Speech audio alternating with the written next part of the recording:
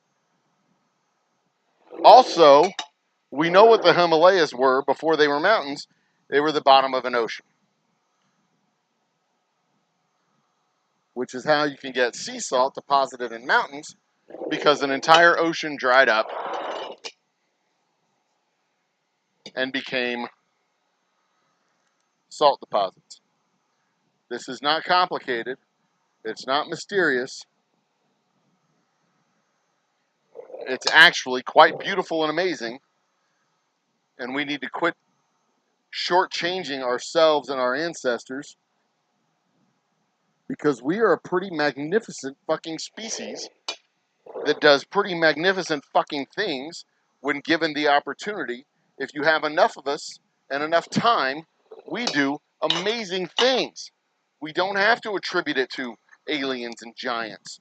We're amazing. We are awesome creatures. And yes, if given the chance, we could build Stonehenge ourselves. If given enough people and enough time, we could absolutely build some kind of megalithic, monolithic structure. Given enough people and enough time and enough resources, we could build pyramids by hand.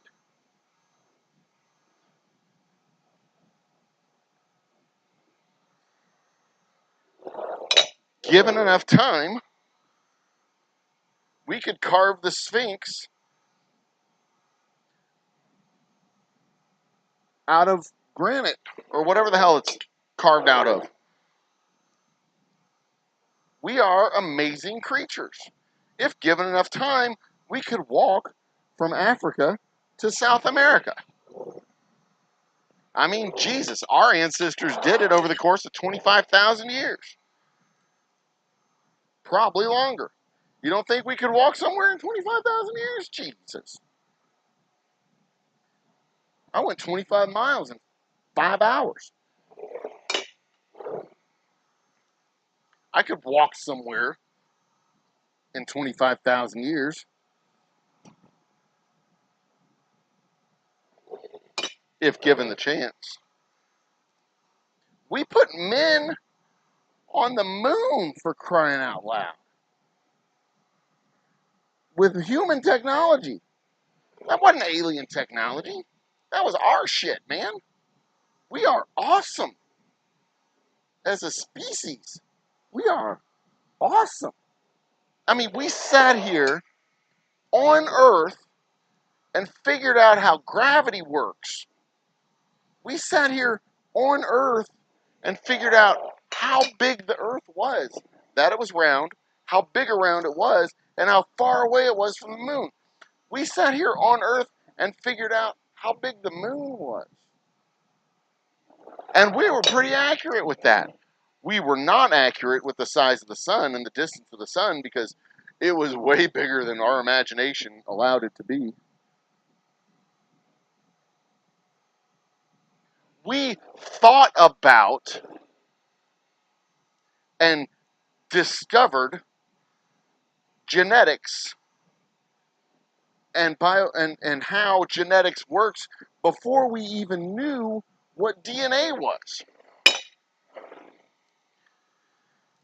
We just knew that if you had plants with certain characteristics and you mixed them with other plants of the similar characteristics, you get similar plants.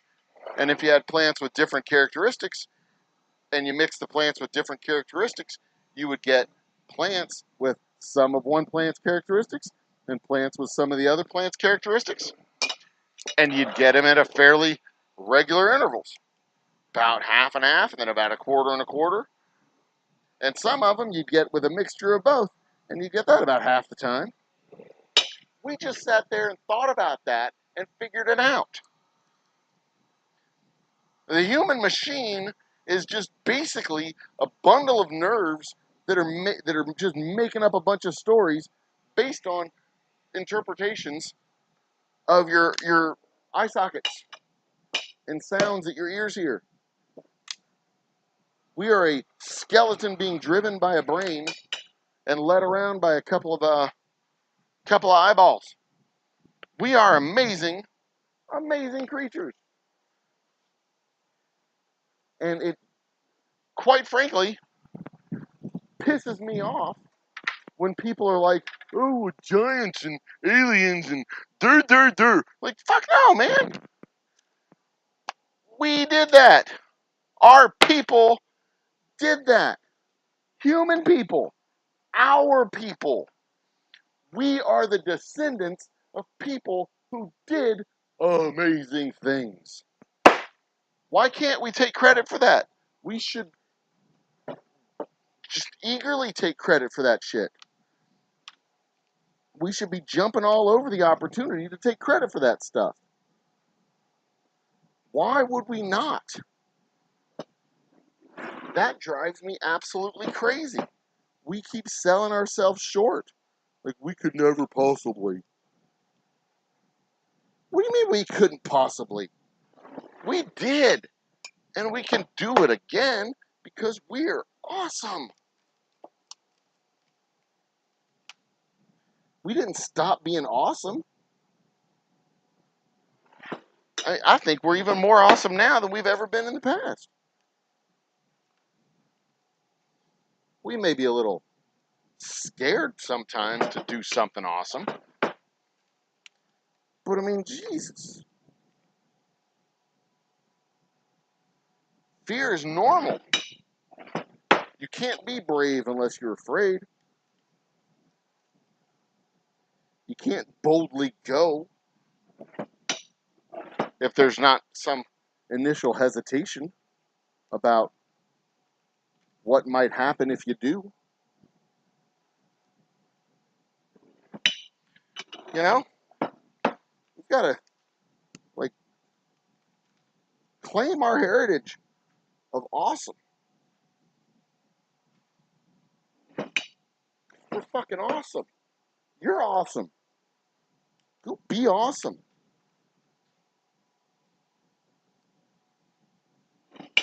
Quit disappointing your God.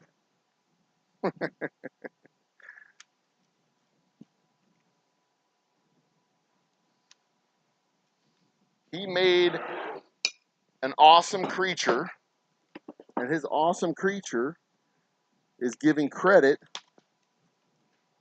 to imaginary ghosts and imaginary monsters. Oh, it couldn't possibly be people who built those because they're so big. Come on. People build big things all the time. Some magical civilization that died out.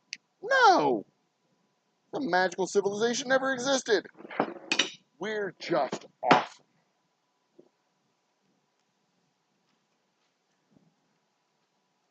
I mean, I don't want to oversell it, but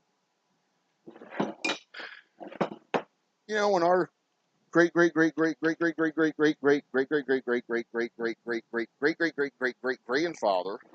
decided to leave the savannah and head north out of Africa,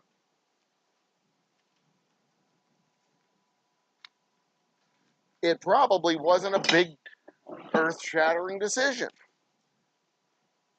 They were probably just moving north because the animals were moving north, or it was getting a little bit crowded.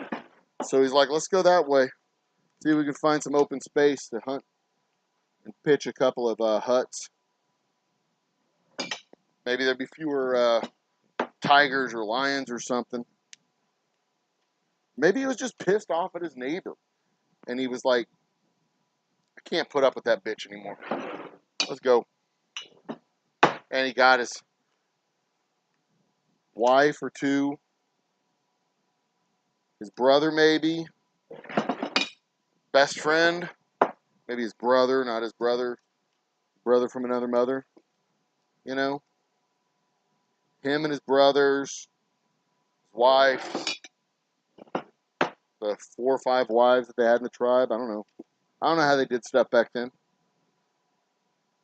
They got their passel of rats, picked up what they could, just took off. And we're all like, oh, it's not the right time. I couldn't possibly do it. It's not, the timing's not right. I took my business full time at the beginning of a fucking pandemic. 2 months before a pandemic started. A pandemic that was grossly mismanaged by a senile old infant who did his level best to kill as many possible people as he could. He's a fucking idiot. Absolutely insane person.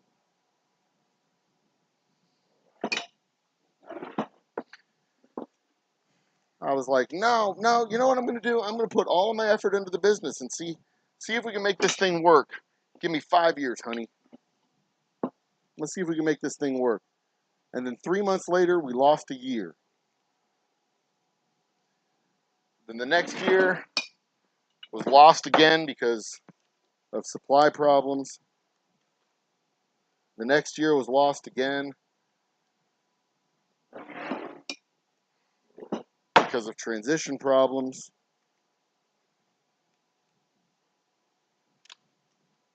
Bad marketing, a bad launch that almost bankrupt me.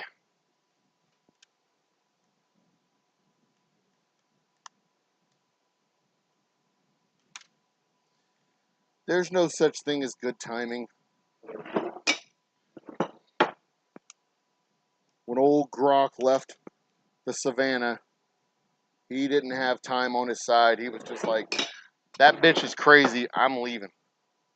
And he left. And he took a few people with him.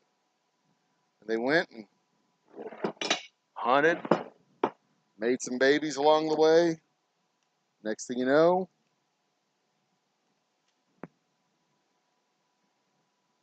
they're in Kansas or Brazil or wherever the hell he ended up. Hell, he probably didn't even see the end of the journey. He probably didn't make it past the Tigris and Euphrates. He probably died along the way. He started a journey that his great-great-great-great-grandkids saw.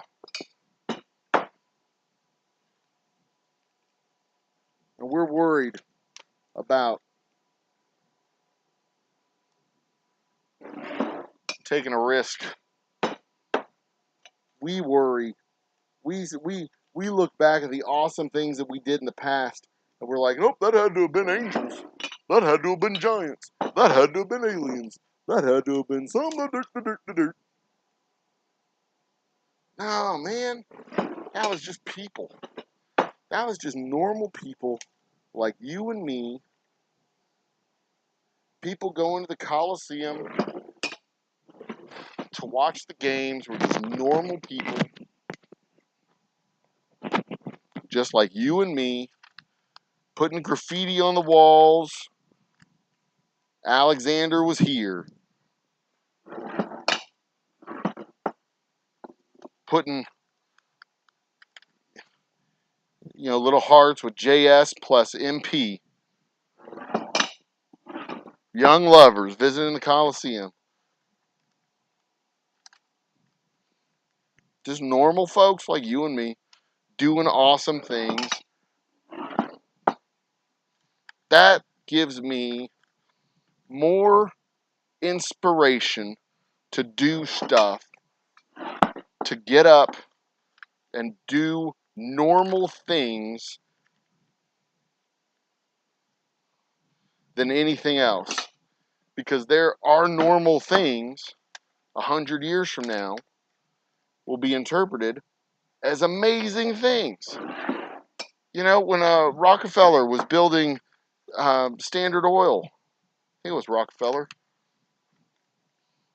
when he was building Standard Oil, he was just building pipelines and oil companies and rigs. I mean, it started off as little things, starting with a shoe shine here and buying some oil and selling it there and getting a hand cart and loading up a barrel of oil and moving it from one place to another and then saving up some money and finally buying the facility, and then you buy the facility and you buy another facility. Then you got to thinking of ways to transfer it from the facility to the end users and using rail cars. Then getting pissy about the rail car conglomerates charging you too much money, so you switch over to pipelines. He didn't sit down one day and say, okay, I'm going to build Standard Oil.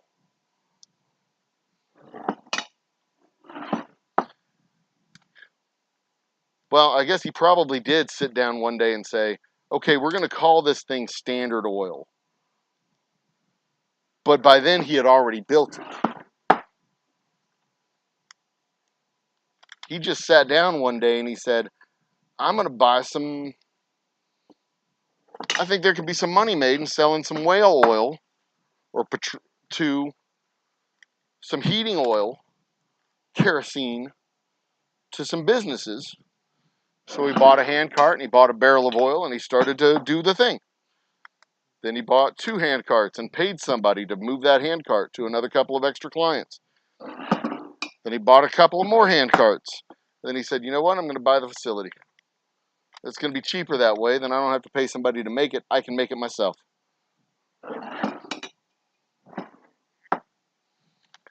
Then a series of normal, simple decisions. String them together. Next thing you know, you're making big deals. I mean, I remember the first time I wrote a check for this business in the amount of $1,000. I was like, this is a lot of money. It was empirically a lot of money to me at the time, because I had written, you know, the largest check I had ever written was a rent check for $1,500, and then I'm writing a check for the business it was actually it was a check for $5,000, the largest single check I'd ever written at that time, that I had personally ever written with my funds, $5,000. Then the next largest check I'd ever written was $9,300, again, for the business. This was actual checks, paper checks. That was a big deal. Now, I don't even blink at a $9,000 check. Like I've written the largest check that I've written for this company,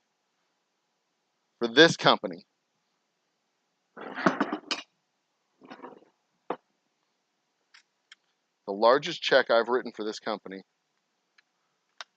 has been and it wasn't a check, it was an electronic funds transfer at this point.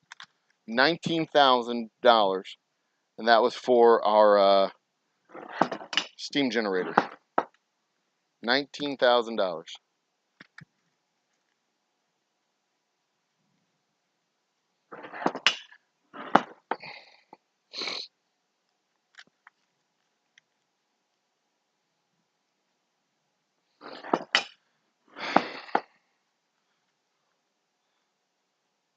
At this point, $6,000 checks don't mean they're nothing. They're normal business, normal operating business at this point. But, you know, when you just start out, you're normally writing $19,000 checks or $20,000 checks, $15,000 checks. When you just start out, you're operating on much smaller scales and much smaller dollar amounts. I've got to get another trash box. Dang darn it. Here's one. This box. He threw out my boxes.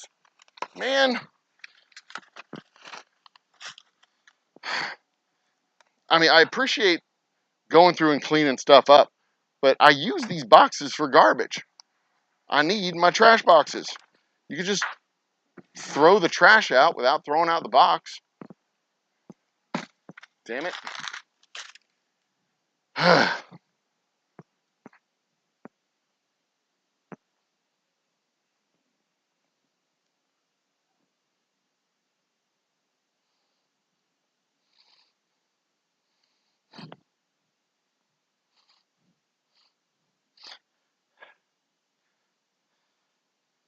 All right.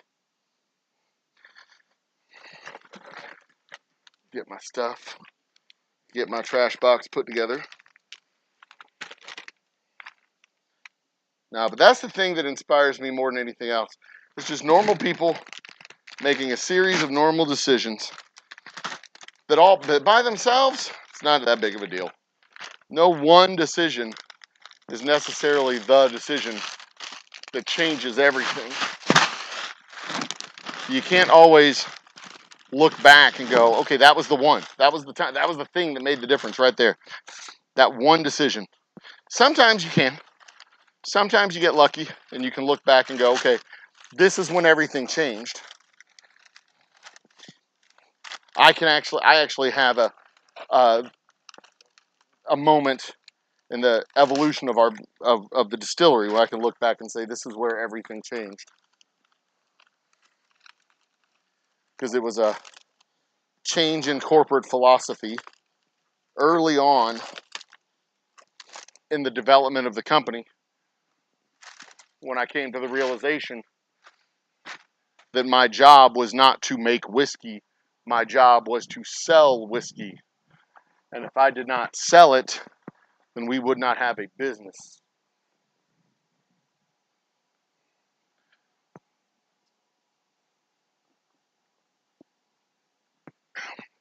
And that was a revelatory moment for me. And that changed how we operated. 1, 2, 3, 4, 5. 1, 2, 3, 4, 5, 6, 7, 8, 9, 10, 11.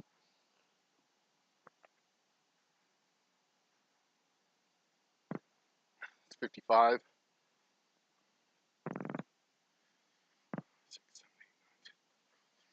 55 plus 13 is 68.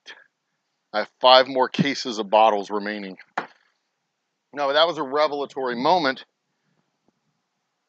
in the growth and development of the business because prior to that moment, I was putting an unhealthy amount of resources into production, which isn't necessarily a bad thing, but where we were in the cycle of business, in the lifespan of the company, that was actually a very bad thing to be doing because we were running out of money fast. We were quickly running out of money. And the only way to get that money to start coming in was to start selling whiskey.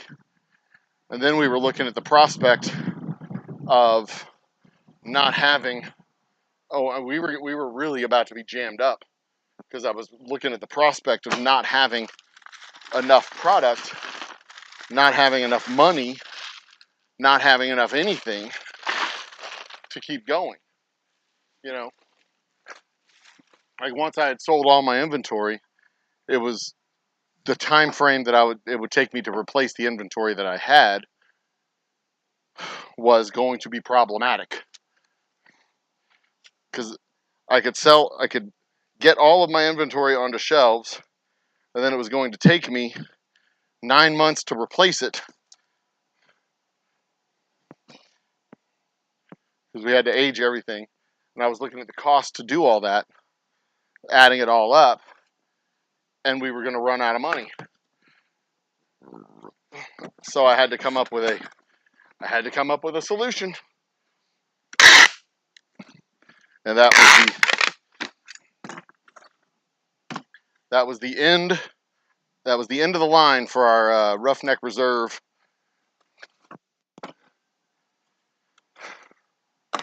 That ended up being the end of the line for the Roughneck Reserve and the beginning of our straight whiskey line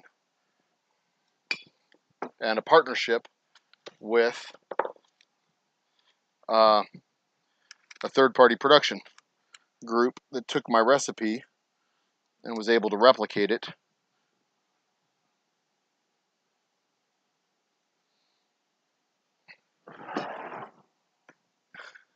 And everybody was a winner at that point. because I could get the product started. Oh, here we are. Forgot the money shot. Straight whiskey. There you go. Ba-bum. William Hall's in the house. Cheers, William Hall. But yeah, that was the change. I kept the production in house for our bourbon, farmed out the production for our straight whiskey, converted our Roughneck Reserve bourbon to the straight whiskey by changing the recipe ever so slightly from new barrels to used barrels. But that also opened the door to supply that I didn't have access to before, and then the production of and sale of the straight whiskey could fund the production and sale of the Boomtown bourbon. So yeah, I can actually point to a specific moment where everything changed for me as far as a company, but that's not a sit down and build Standard Oil type of revelation. That was still just do a slight change to the business model, shift strategy, and employ something else. That's what they call a pivot in the business school world, where you take your model, you maintain the thing that you do, but you pivot to a new thing within your, even if it's slightly changing your model. The pivot allows you to take advantage of a unique niche or a unique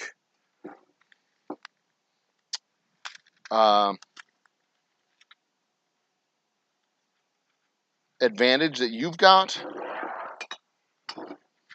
as a small company.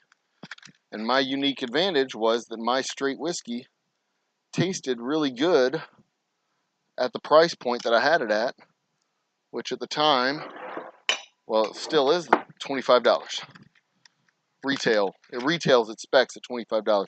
My suggested retail is $30. I sell it at $14.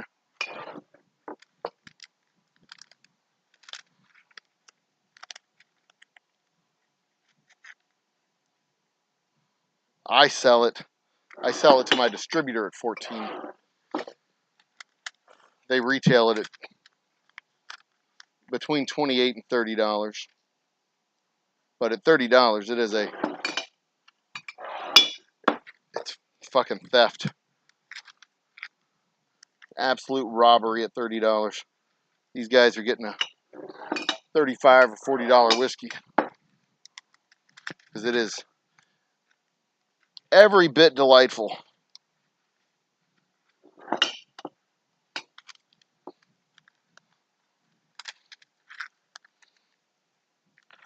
A light, crisp, even refreshing whiskey.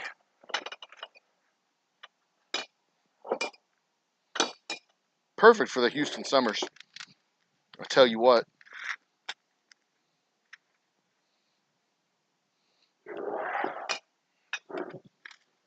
William, you got any questions you want answered? You got any topics of the day that you want to talk about?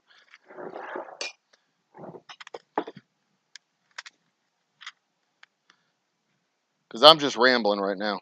I've got my straight whiskey that I'm going to make, and then I'm going to go ahead and bust out 5 cases of the Special Reserve immediately after. And then I'm going to take a little break, turn the camera around. I'm going to take a break, turn the camera around, and come back and do a live stream of the construction of our door, if I still have energy to do it tonight. I don't know. But this is just a little mini run of 5 cases. Then I'm going to do another 5 case of the Special Reserve. Because sales this month have been good.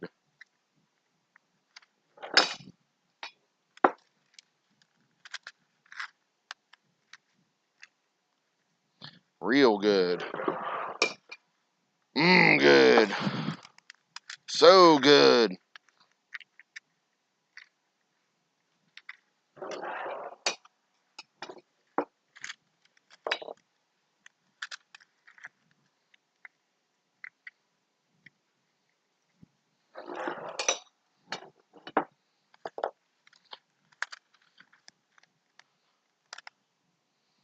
In fact, I'm going to tell my sales guys this week to just sell the rye whiskey. Focus on the rye whiskey. Because that shit should be moving and they're not moving it fast enough. Sell out the rye, then focus on the rest.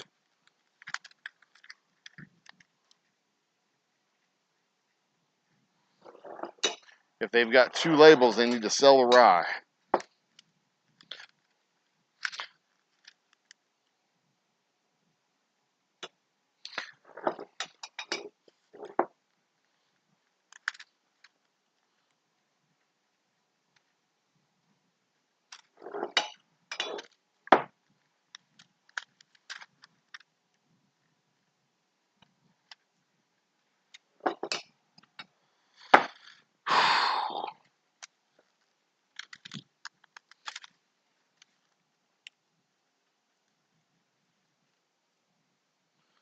I look back on the channel growth.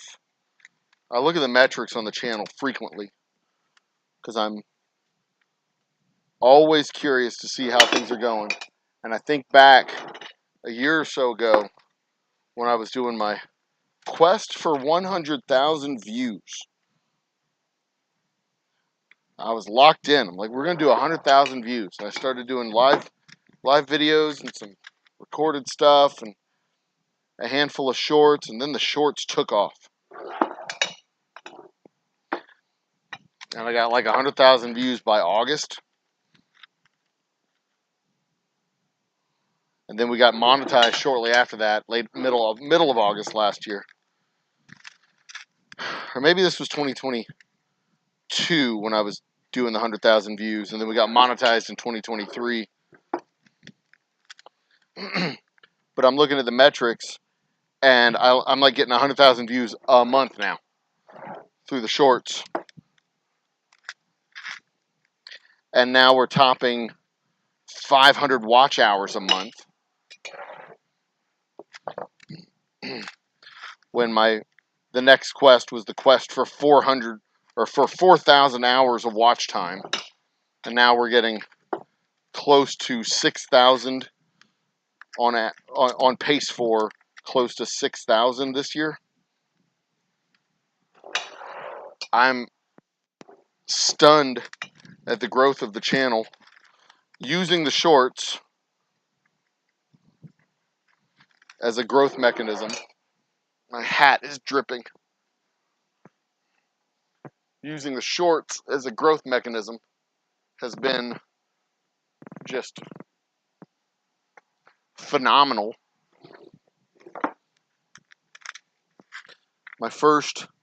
So once you get monetized, you get a check every $100.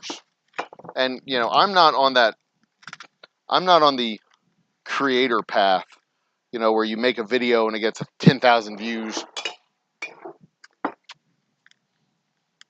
You know, the 8-minute video that gets 10,000 views. I'm not on that creator path. I'm not making those videos yet. I do have a couple of videos that I would like to make, but I need to get better equipment. One, I think I need to have better equipment to do that. I got new lights for my studio setup. I need to get a new camera or fix my camera. My HDMI output has crapped out on me.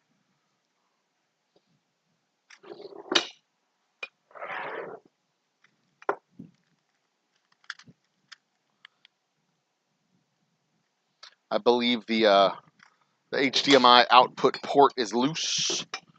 So I may have to drop $300 on a new camera. A good 4K DSLR type. I think DSLR is the term. Mirrorless, I believe, is also the term. So I have a Canon M200, I believe, that I bought used off of Micah. From Micah's Mix. Go check out his channel.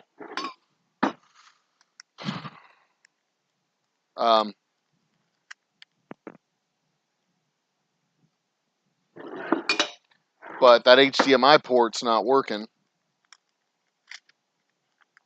So I have it in the shop. I actually brought it to a camera shop to have them look at it, because it's for a $500 camera. If I can get them to fix it for a couple $100, then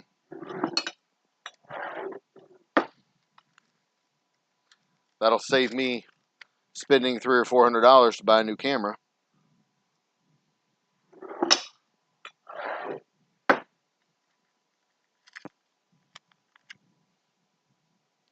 But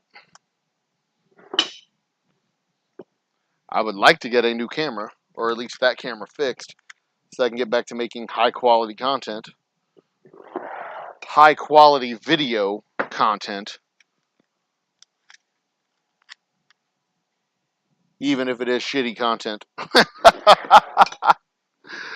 I've got a new intro video I'd like to record for the distillery, a new promo video that replaces the ad twins.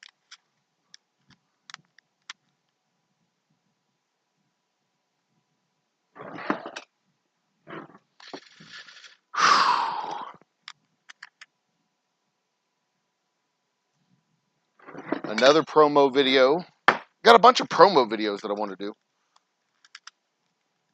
I would like to use that camera as my primary camera for my new studio setup, which I will have completed.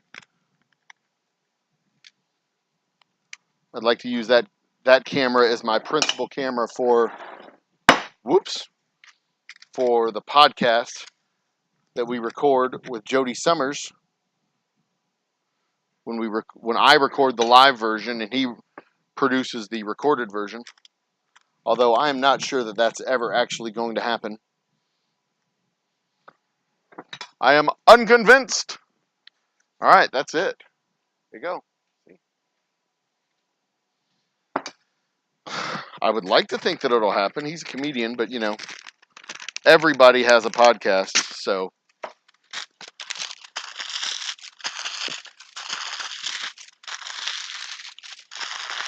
I just don't know how valuable it would be. He keeps saying he wants to do something like what Shannon Sharp has. Like, dude, Shannon Sharp is famous. He's like famous. Before he's been doing his podcast for several years, and I don't know if you know this, but he's Shannon fucking Sharp. You're not. And as long as you're not Shannon Sharp, it's really hard to do a show like what Shannon Sharp has, because he is, and this is important to note, Shannon fucking Sharp. So, that's me being the voice of reason to a comedian who has dreams of doing stuff, which is cool. I want him to. I want to do stuff too. I want him to be successful, and if at all possible, I want to be a part of that success, because he's a really cool guy. And if he wants to do a podcast here at the distillery, I want to do a podcast with him. And what may happen is we'll just have 2 happy hours. The Old Humble Distilling Company happy hour with Jody Summers and the Old Humble Distilling Company happy hour without Jody Summers. That's kind of why I put my happy hour live series on hold, was because I wanted to make space for him. But if I can do my show and, you know, get 40 views or so on my show, make $5 off of it when I do it, you know, that's an extra $20 of monetization stuff a month. That's worth it, I suppose. 1, 2, 3, 4, one more, and then we're done for this. The only thing left to do after that would be the box labels, and then I move on to the special reserve. Whew, it's hot in here, boys. He's hot.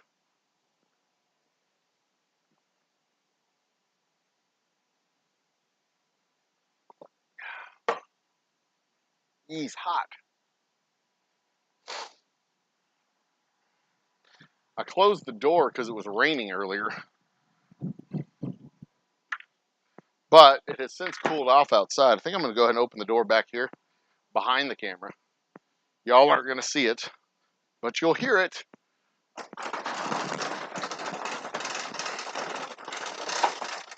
You get a little cross breeze coming through here. It's actually very warm on this side of the distillery. Very comfortable on that side of the distillery.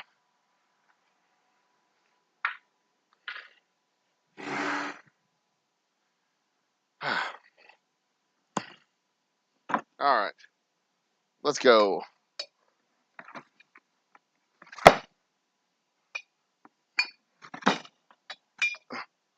Our robots stealing our luggage in airports.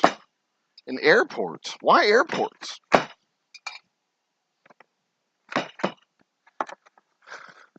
Yeah, another question I've got is, does the military charge you for your first haircut in boot camp? One of my boys' buddies told him this, and I swear to God, he's got to be pulling his leg, because that just sounds preposterous. But on the other hand, would it be so preposterous? I mean, McDonald's makes employees pay for their first polo shirt, right? Best Buy charges you for your uniform. Is it so preposterous to think that the military would charge you to get your first haircut? Even if it is just $5, they take it out of your first paycheck? Is that a thing? I have not found any good information online to tell me otherwise, but my logical brain says that that is preposterous. There's no way. But my maybe brain says, oh, maybe. It could happen. Yeah, first haircut may cost $5, may cost $20. I've seen warnings against showing up, quote unquote, too prepared for boot camp. You know, you don't show up wearing combat boots with a buzz cut and fatigues that you bought at the Army surplus store, because that will get you, that will draw attention. And the last thing you want to do on your first day of boot camp is draw attention to yourself. So I've been told.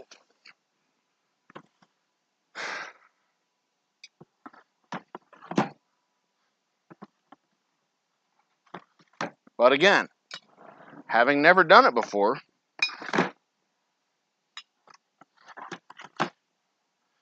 I don't know.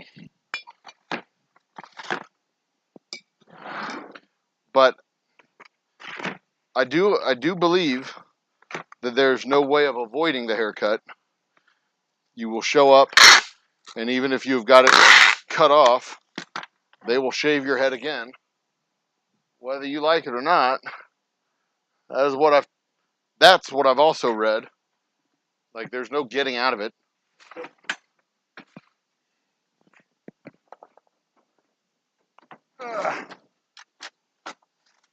There's, it's a communal experience for every incoming GI. You are getting your haircut. Period. Period. I hope I have enough. Tell me I've got enough. 1, 2.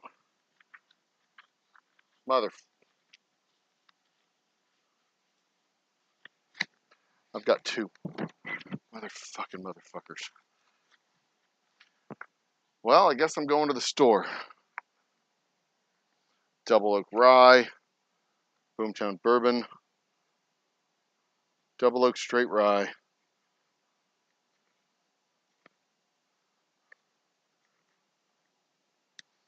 Boomtown Bourbon.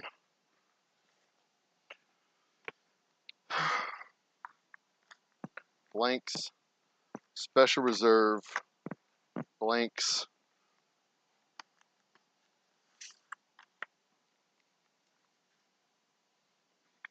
These are full page box labels. That doesn't do me any damn good.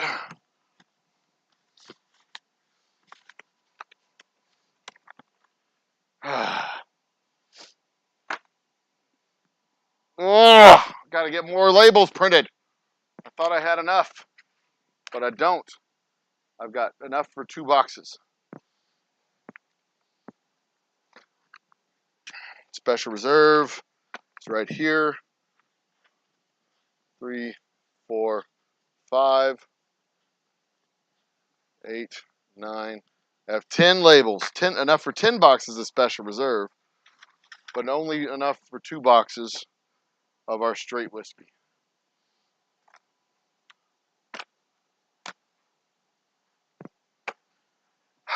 Mother. All right, that's fine. That's fine. It's fine. It's fine. It's fine. I thought I had 5. I guess not. 1. These are the box labels for our products. So I put these labels on the boxes so that they can identify what is in the box. I don't have to write it on each box individually. I can just print these labels out.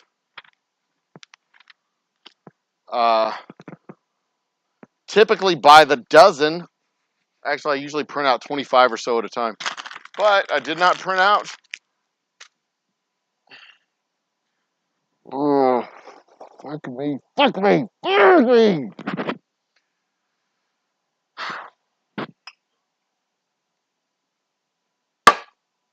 Sometimes I get a little frustrated. It's okay. That's how things go. Not everything is always perfect. Sometimes things don't go perfectly. That's fine. All right. Next step. Special Reserve.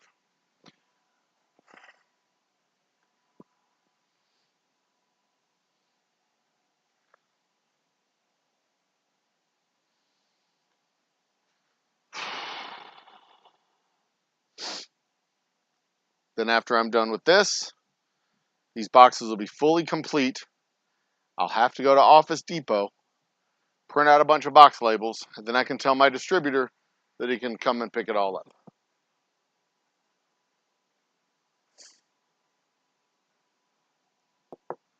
Perfect. Perfect, perfect, perfect. Perfect. Perfect, perfect, perfect, perfect, perfect.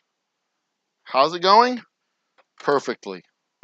It is going according to plan. Just the plan was written by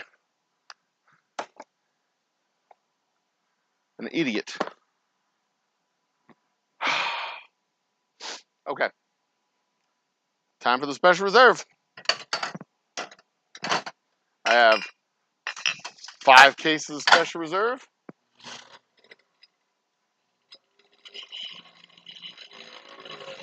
There we go.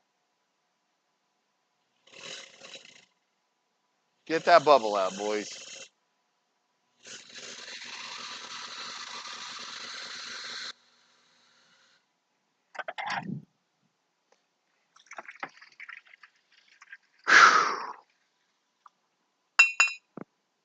I am going to have to step away for just a moment.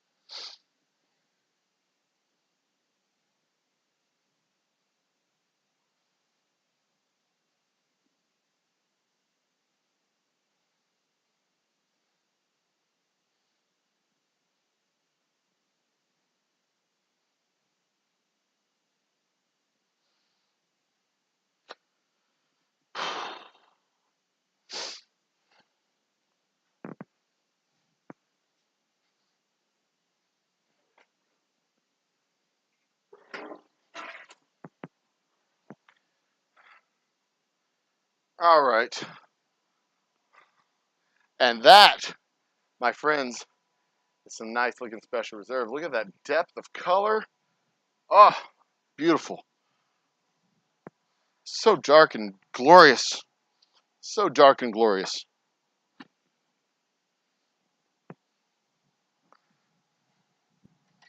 All right.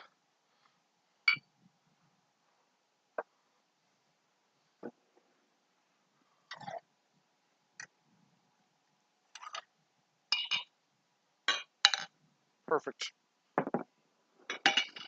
All right, we got 5 cases of this.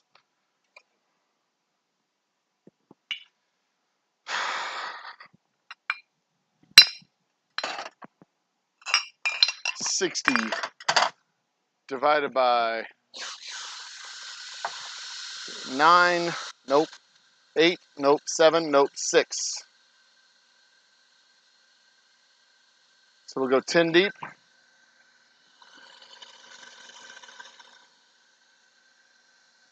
Yeah, we can go 10 deep.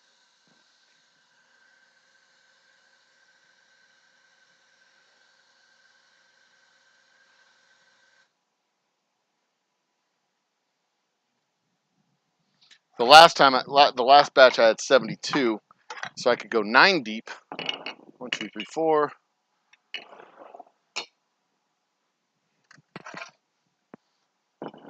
5, 6. So that'll be 10 deep. I could go 9 deep and add another 2 rows. But this time I'm going to go 6 deep and add 1 more row, so I don't have to go, or 6 across, so I'll go 10 deep. Anyway, just math in my head, that's all. Who we got over here? Good. All right. Where's the conversation gone so far? Just me making whiskey and monologuing. How would one actually take over the world? Yeah, I think the key to taking over the world would be people not knowing you're actually doing it.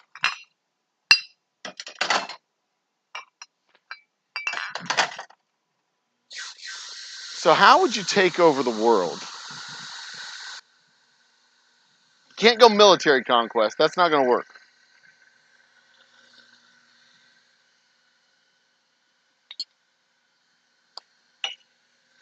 Because you can't conquer people.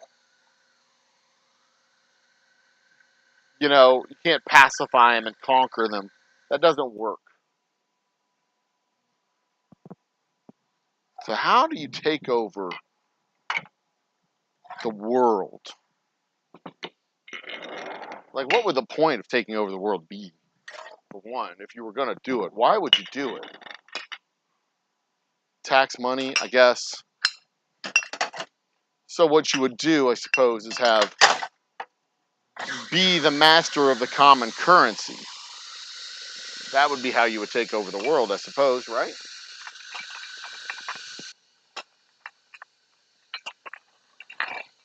And that's basically how the United States became a superpower. The post-World War II sole international superpower, world superpower, was we had the only stable currency, right? The Bretton Woods Agreement. It was a real thing. It's not, no, there was no conspiracy about Bretton Woods. It was a real thing. No matter what Jesse Ventura tells you, it was a real conference. Everyone knew about it. There was no secret. It was just establishing, markets denominated in dollar currencies and establishing the dollar as the reserve currency across the world.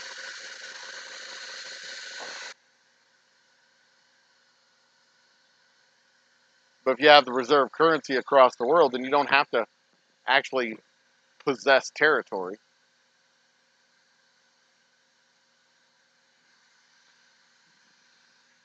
Are there other paths to becoming the world reserve currency beyond global world war? Having a complete economic breakdown? A complete economic and societal breakdown that leads to a reserve currency? That leads to countries using your currency as reserve currency? Because basically the dollar became the reserve currency at the end of World War II because the United States had the only functioning economy of all the allies. European economies were in shambles. Their production, their means of production was in shambles. Everything was destroyed. Their population centers were hollowed out. Their populations were hollowed out. I mean, Europe lost something like a tenth of its population.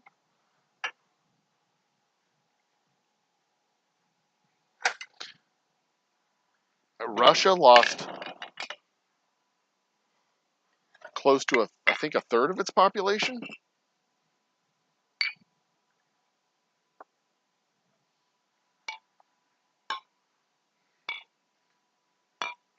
Germany lost something like a tenth or a fifth.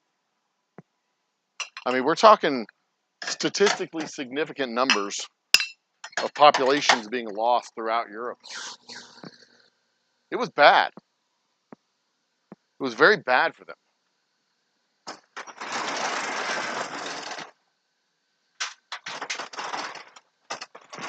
As tends to be the case when there's a war fought on your territory over the course of several years. It tends to be bad for your countries. And hell, Russia still feels the effects of losing that much population. It still shows up in their population charts. The World War II missing generation, because they lost so many people during the war. And now they're doing it again because they're so brilliant. And they're trying to recapture population through Ukraine, but they're losing population in the process. Brilliant move, Russia. Brilliant move. Dumkov. Haha. I know Russian words. I'm going to lose my voice. Wouldn't that be ironic? don't you think? It's like rain on your wedding day. It's be right when you're already there. Some good advice that you just can't take. Who would have thought it figures? Life is a way of sneaking up on you. Whoa, whoa. Life is a way.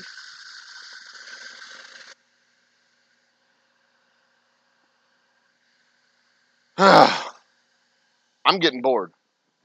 Y'all got to give me something to talk about. I'm getting bored. Give me a topic I can riff on for a while.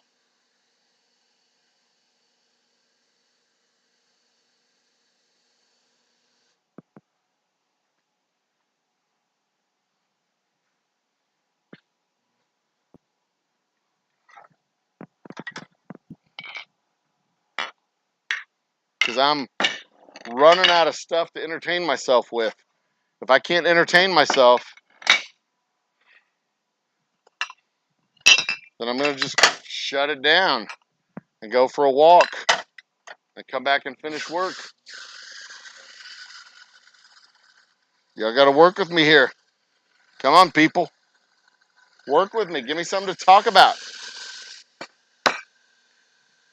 Give me a topic. Any topic. I will pontificate on literally anything. Theory or fact. I have an uncanny skill of being able to see both sides of a topic. Sometimes one of those sides is stupid, and I will say so. That feels so much better with the door open over there a little bit. I get a cross breeze coming through. It had just been stagnant coming in here and just dying, but now I got a whole breeze coming from one side to the other. I'm smart. Give me something. Help me be entertained. Entertain me. Give me a topic to talk about. Any topic. Here's something I noticed yesterday. The Astros are 6 games under 500, 9 games out of first place in their division. They are one hot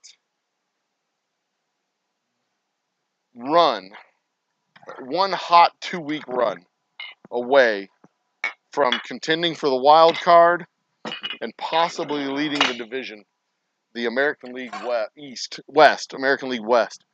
They're a 2-week hot streak away from leading the American League West. If they go 9-3 over the course of 3 weeks, 9-3, they'll be at 500 and challenging Seattle for the lead at 500, at just break even.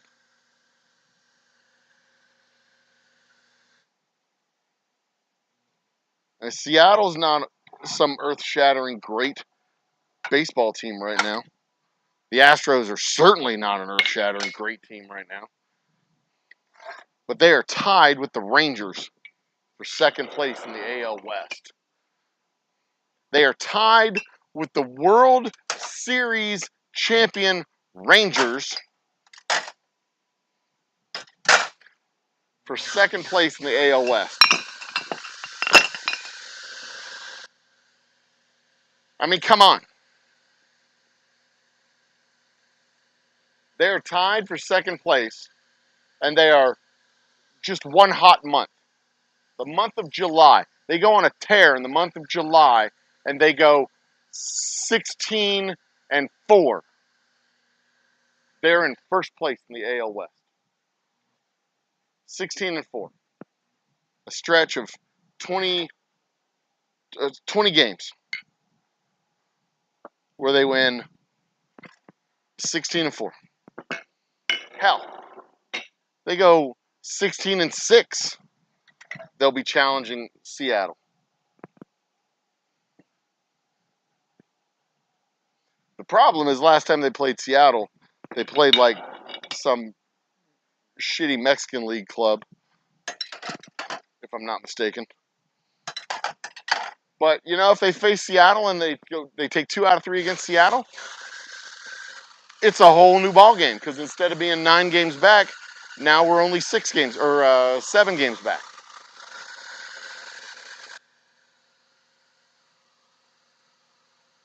Is that right? Or it would be 8 games back. Yeah, because we split the 2 and take 1. Yeah, so it'd only be 8 games back.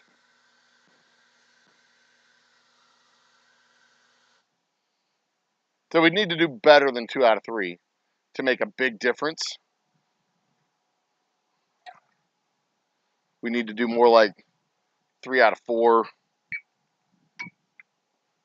I've done this on purpose where I've overfilled these bottles just enough to get a full shot of whiskey out of them, or a nearly full shot of whiskey,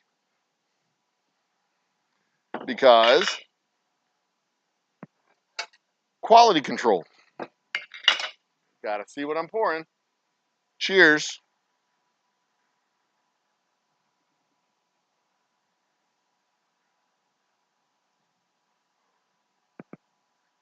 Smooth, rich, depth of flavor is on point. Whew, almost peppermint. Almost have peppermint notes in there. Interesting. Interesting. All right.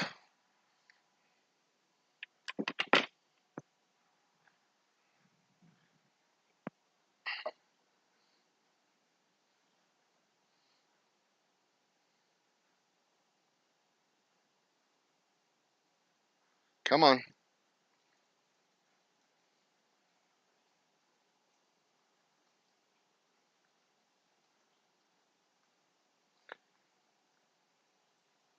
So I'm draining the whiskey out of the hose here.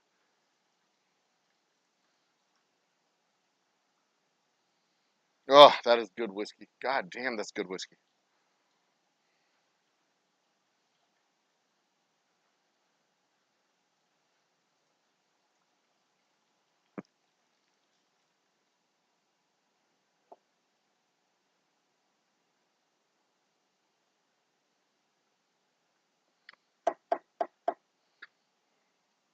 Life is a funny way, sneaking up on you. Woo. Life is a funny, funny way. So let's see here. We talked about our ancient ancestors leaving Africa for the first time. Talked about baseball. Dude, college football is going to be dope as hell this year. Or at least for my University of Houston football Cougars. They're racking up serious D1 talent.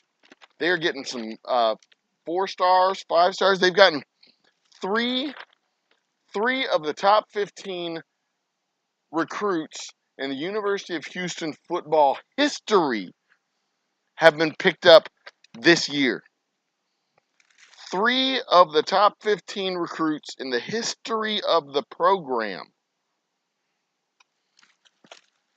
That's pretty ballsy for old Willie Fritz showing up after Dana Holgerson declared the ship has sailed on recruiting. Looks like that ship is still cruising around the bay, doing awesome stuff with plenty of recruits on it. Looks like old Dana Holgerson was just bad at his job.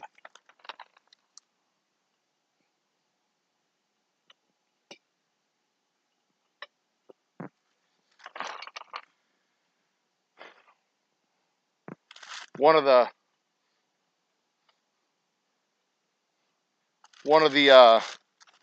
newspaper dorks was talking about what the fan experience is at TDECU Stadium. TDECU Stadium being the stadium the University of Houston football Cougars play in, lamenting that the fan experience was just bad. What could they do to increase ticket sales and improve the fan experience? It's like Dana Holgerson lost 3 very winnable games last season. One of them was against the University of Texas. A very winnable game against the University of fucking Texas. Almost lost the game to University of Texas, UTSA. It came down to we basically won that game the same way we lost the game against Texas. We got a good placement for the football on the final play of the game. While against Texas, we had a bad placement of the football. They got a first down, ran out the clock. We got a first down, ran out the clock. If we had not gotten that first down, it would have been a turnover. UTSA would have had 2 plays left to get within goal range. Likely would have kicked the field goal, sent it into overtime, and then God knows what would have happened.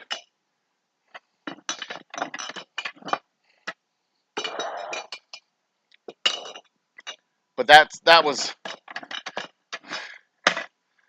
Holgerson's pattern, was to play to not lose. If you needed 3 inches to get a first down, well, by God, you got 3 1/2 inches and not a millimeter more.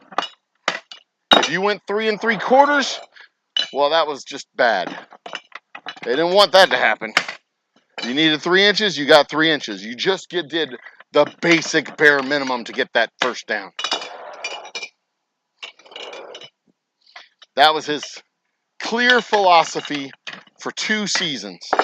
And 6, 7, 8, 9 losses could be attributed to that. The other losses were straight up just getting our asses handed to us and blown out because they were A, outcoached, and B, outplayed. Like when they played against TCU and just got the absolute piss beat out of them. They played so bad. They had like 1 good series. Anyway, Dana Holgerson lost. He just had that team playing like shit. And he lost winnable games. And you want to talk about a bad fan experience? A bad fan experience is taking your brand new D1 Big 12 shit-kicking football team and playing against Rice University, a school that's not known for its football program, but rather its aeronautics program, and losing to them. That is a bad fan experience. I don't care who you are or who you play for. If your Power 5 school is losing to a Conference USA school, that's a bad fan experience. So you want to talk about a good fan experience at TDECU Stadium? Win winnable games. Quit losing winnable games. There you go. Fans tend to have fun when you do not shit the bed in front of everybody. When, you're supposed to win, you should, win. That's how you have a good fan experience. When you're in there stumbling around looking like a bunch of jackasses, the fans do not have a good time. I don't care how many fucking DJs you put in the stands. I don't care how many light shows you do. I don't care how many fireworks you set off. If you are losing games that you should win, the fans will not have a good time. But if you win games that you're supposed to win, hey, there's games you're probably not going to win. Alabama comes into your house. You're probably not going to beat Alabama. They're a really good football team. They win almost all of their games. You're probably going to lose. You can't be upset if you lose to Alabama. You can be upset if you get negative offensive rushing yards. Because, you know, you may not win, but you at least don't want to look like a bunch of girls going out there and playing against a bunch of guys. Right? Right. You don't want to look like a cricket team playing baseball. You don't want to look like a swim team playing polo. Not water polo. Horse polo. Hell, for that matter, you don't want to look like a bunch of horses playing water polo. You want to look competent. You want your team to look competent. You want to go out there and have fun, cheer for your team, and not just wonder why the hell he's walking out there with his helmet on backwards. Is he had a jockstrap on his face? What the hell is going on? How are our players this fucking stupid? Oh, it's the coach. That's how you have a good fan experience. And when you don't have to worry about that crap, it's a whole lot easier to have a lot of fun. Like, oh, cool.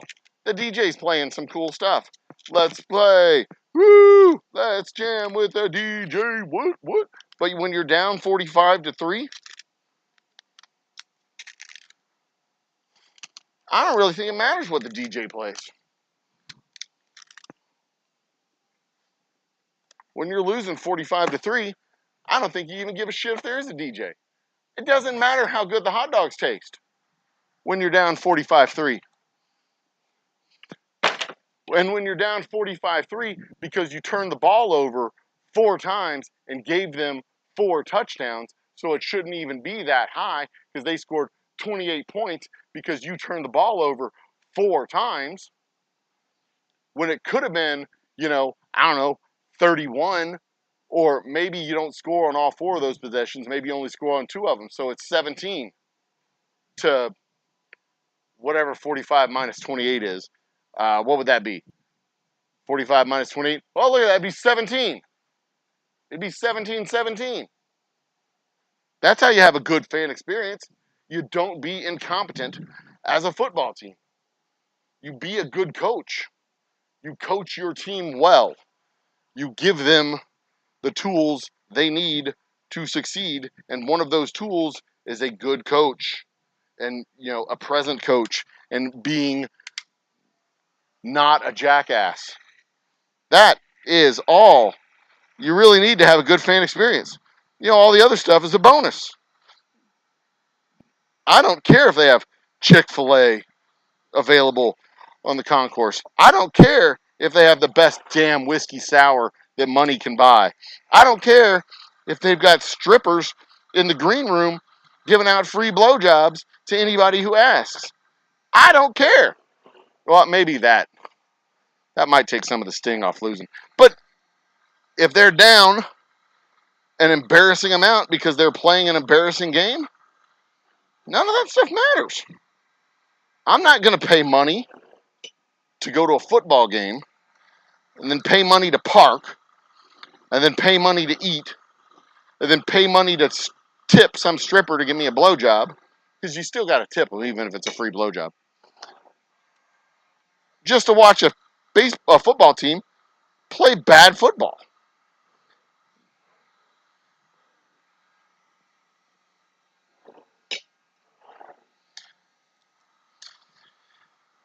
So, anyway, yeah, if you want to have good fan experience, win games.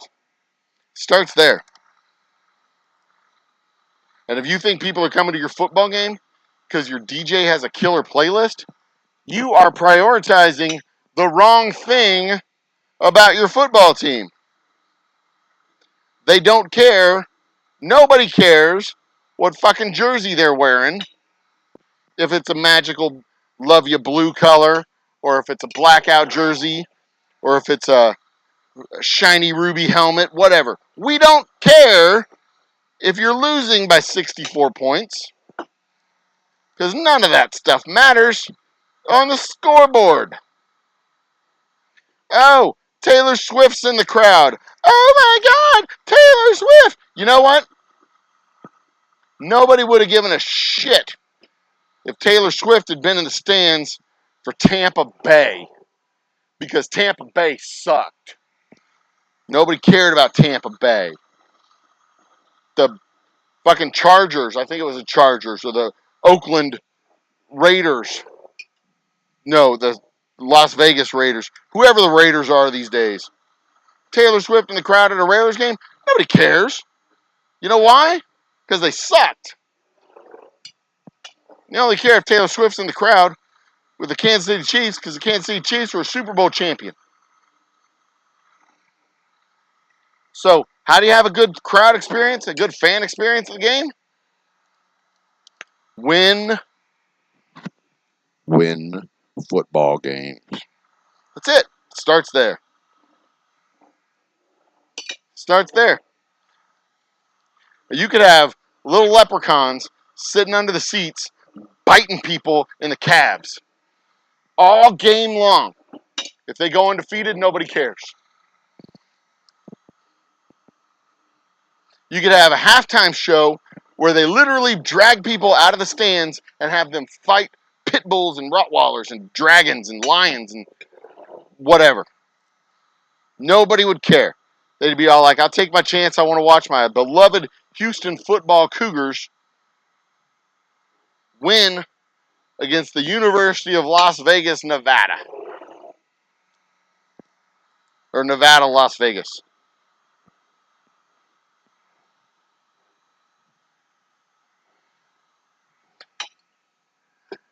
And that, my friends, is a fact. I mean, I've got a tasting room here. It's pretty quiet most of the time. Not big crowds coming into my tasting room right now. And that's fine. It's not like, you're going to come in here and see Willie Nelson performing on Saturday or anything. Probably. Not going to say you won't see it, but maybe you will. But the thing is, you're not coming here to watch Willie Nelson. You're coming here for the whiskey. And if you are coming for Willie Nelson, then I'm not doing my job with the whiskey. You know what I mean? I need you coming here for the whiskey. If you're coming here for anything other than, then I'm not doing my primary job of making good whiskey. Period.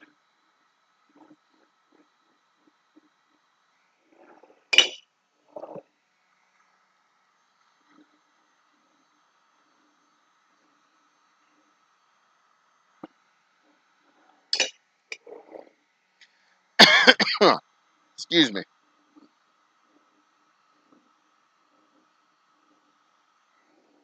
Oops. Who's here? Still William Hall. Cool. All right, so this is the second time I've done this. The first time was with these 5 cases here, 6 cases actually. So I took one of the cases to the tasting room over there.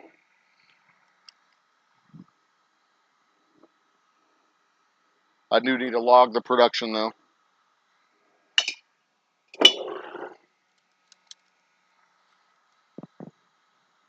This is what step 3 in the process. Step 1 is filling it. Step 2 is corking it. Step 3 is shrink sealing it. And for you history buffs out there, shrink sealing is an artifact from the 1800s when they started shipping whiskey across the country. They would ship it in barrels, and the barrels would be tampered with almost every time they would be shipped, unless they had a guard on the train, and that was cost prohibitive most of the time. But the barrels would be tampered with where people would steal whiskey out of the barrels. And there really wasn't a lot the distilleries could do about it. And the bars would pay for the barrel, and they'd have a half a barrel remaining when they get it. it was really bad. And what they'd have left in the barrel was sometimes water, sometimes whiskey, sometimes water, sometimes a watered down version of the whiskey, sometimes whiskey filled with or mixed with things that were not palatable, like oil, whale oil, things like that, because whale oil is flammable, as was alcohol. So it was always kind of touch and go with the kind of whiskey you would get west of the Mississippi, until the advent of the bottle and the safety seal on the bottle. Because when the safety seal was invented to go with the corks on the bottles, then it became impossible for the bottles to be tampered with. Bottles might disappear along the way, but the bottles that actually made it to their destination were securely sealed in a tamper-proof safety seal, securely sealed with a tamper-proof safety seal, to ensure that what was in the bottles was what was put in the bottles at the distillery. So that is why, to this day, we have tamper-resistant seals on our bottles, because that ensures to you, the customer, that what you're receiving is what we delivered.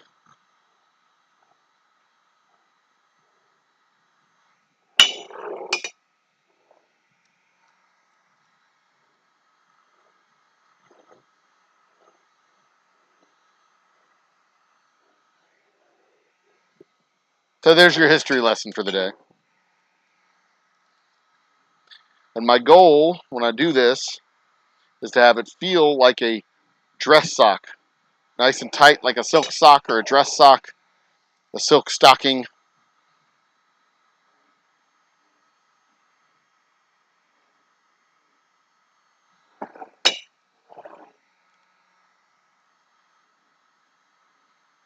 And once I'm done with these, the labels will go on, the bottles will go in the box labels will go on the box, and then I will shut everything down, drive my dumbass to Office Depot, get the last box seals that I need for my straight whiskey, and then this order will be done. And our number for the month will be 51.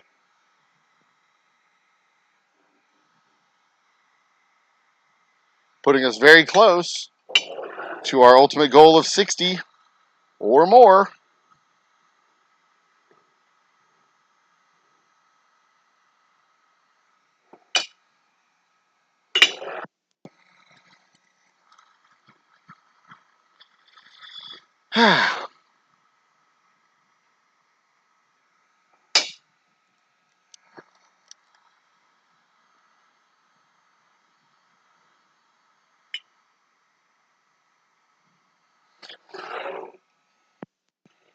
And if we can be consistently delivering between 60 and 80, well, 60 is a number that I want to hit.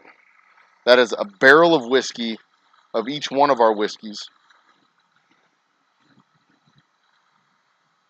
That's 15 cases of each brand every month, which is a little bit less than a full barrel. A full barrel is between 17 and 22 cases.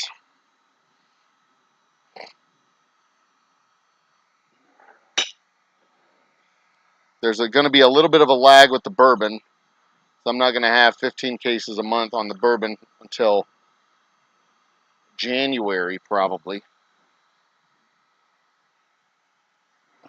But my goal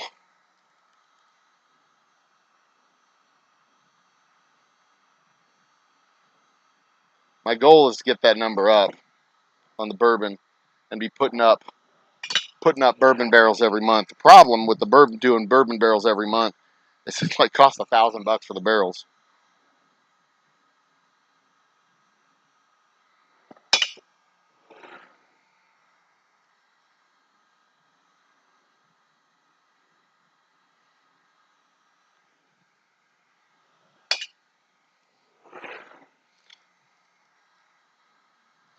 but we make it in 50-gallon batches, age it in 5-gallon barrels.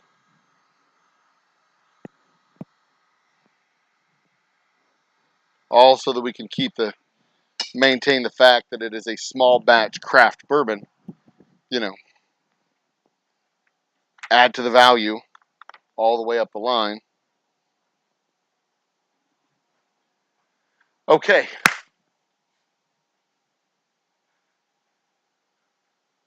Where are we at?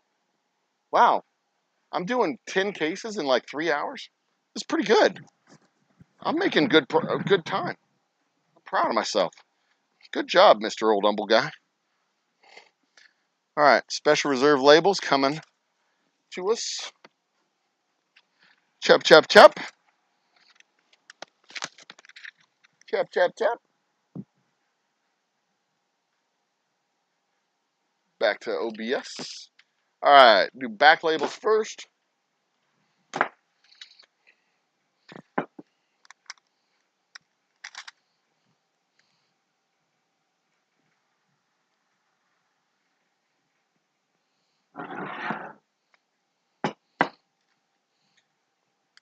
Got to work on making these straight.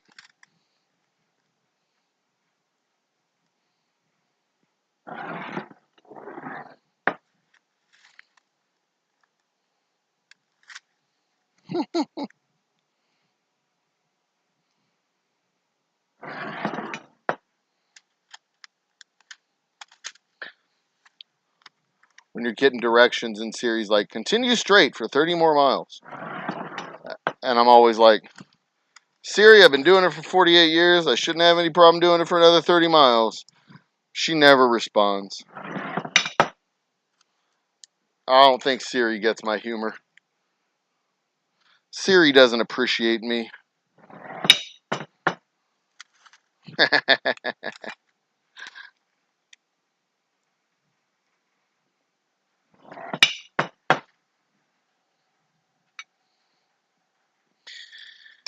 Whew. If he doesn't come pick these up tonight, so help me God, I'm going to be pissed off. 1, 2, 3, 4, 5, 6, 7, 8.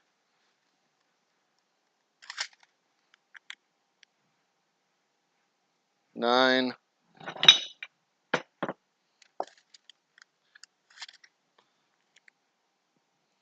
10.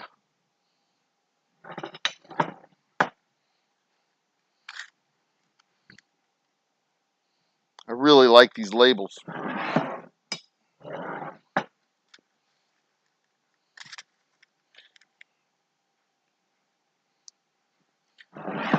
2. That's 3 across.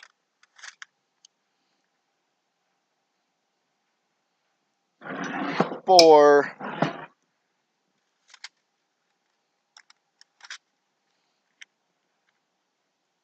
So I've started watching Modern Family. I know it's off the air.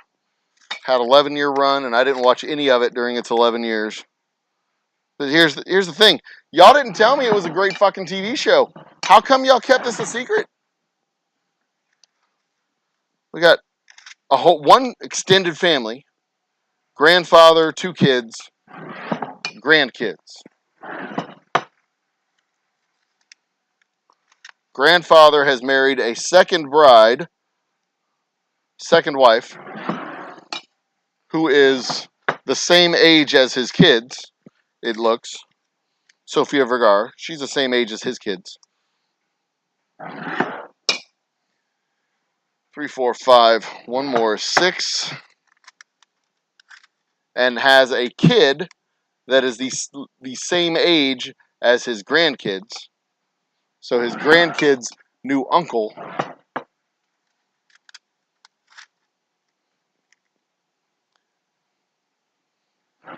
Right? Yeah. His grandkids' step uncle is the same age as they are. These labels are crooked. There we go. That fixed it. And it is just a delightfully hilarious TV show.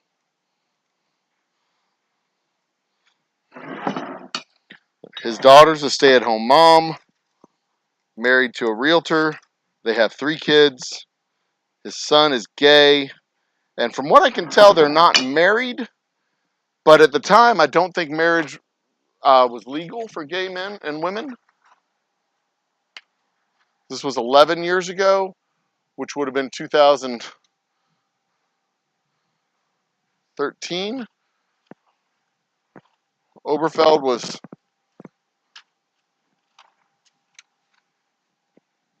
I don't remember when gay marriage was legalized. Or rather, the prohibition against gay marriage was deemed unconstitutional.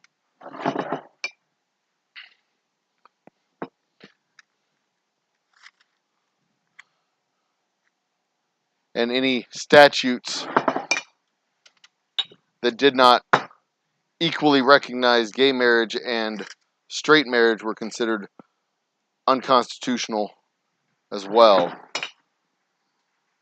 That would be an interesting topic. What did the Obergefell decision actually say? Did it legalize gay marriage, or did it prohibit creating, or did it prohibit not allowing? Because there's a distinct difference there. Because there weren't any laws. I think the statutes were always... They were changing the statutes to say one man and one woman, because the statutes were usually... I don't remember. Did the statutes say 2 people? No, I mean, the statute said men and women. So then the whole point was equal protection under the law.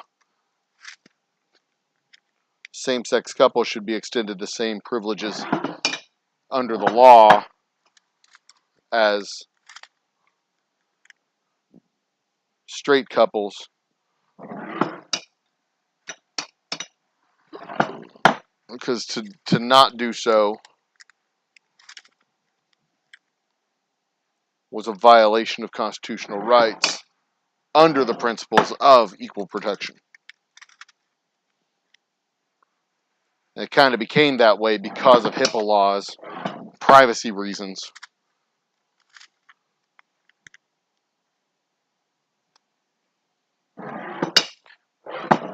Because boyfriends and girlfriends, friends are not allowed access to medical records. Only spouses and family. What did Obergefell say? Huh. Because I know it's always been the shorthand. The Supreme Court decision legalized gay marriage. But it didn't legalize it. It made it so that you could not... It did the negative. Because the petition was that we wanted our relationship... Obergefell wanted his relationship to be recognized with the same rights and privileges as other relationships in their state. And their state was refusing to do that. So it didn't legalize, it effectively legalized gay marriage. But the ruling wasn't that gay marriage is legal. The ruling was that you can't, if you're going to recognize marital relationships by law, then you can't discriminate against people of same sex. I think.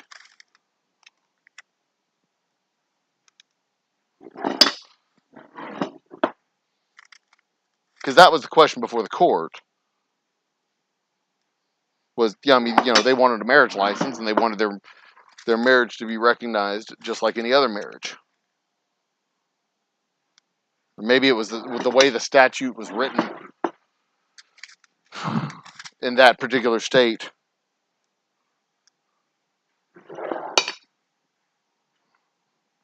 That's going to be fun. I'm going to have to research that when I get home. That's going to be fun to look into. I wonder what that's going to do to my algorithm.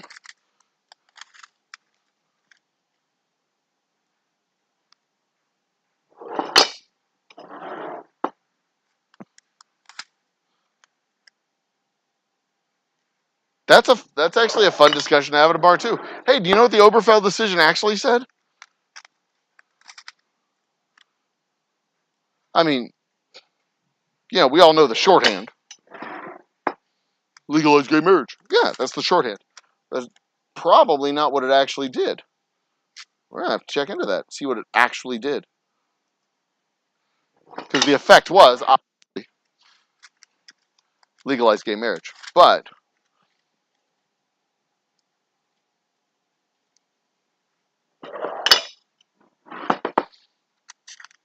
just like the effect of striking down Roe v. Wade was not to make abortion illegal, or rather, the striking down Roe v. Wade did not make abortion illegal, but the effect was that it made abortion illegal because it left it up to the states, who then promptly made abortion illegal, which is what they were trying to do for 30 years, which is why you should also not fuck Republicans or the people who vote for them.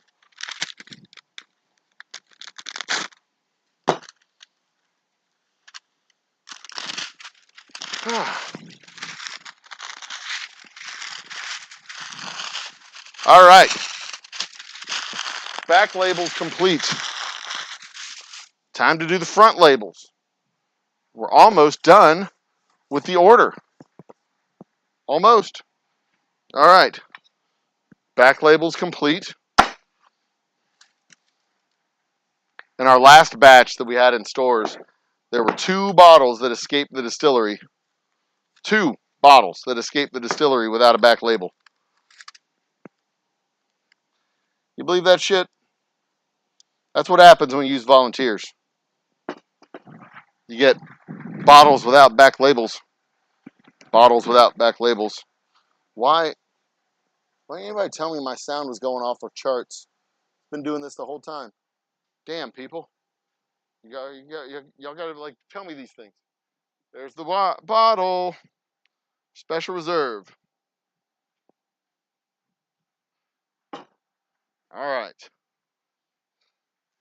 Let's go.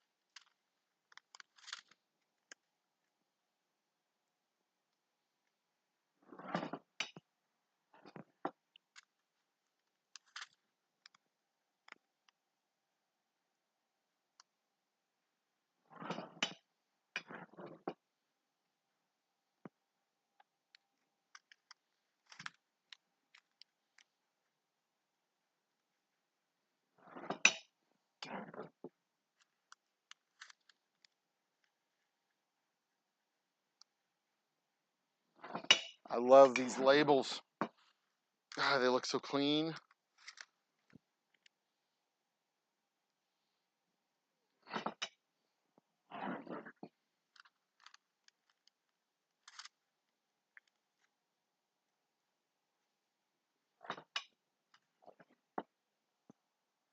Top shelf, Dustin is in the house. Cheers from American.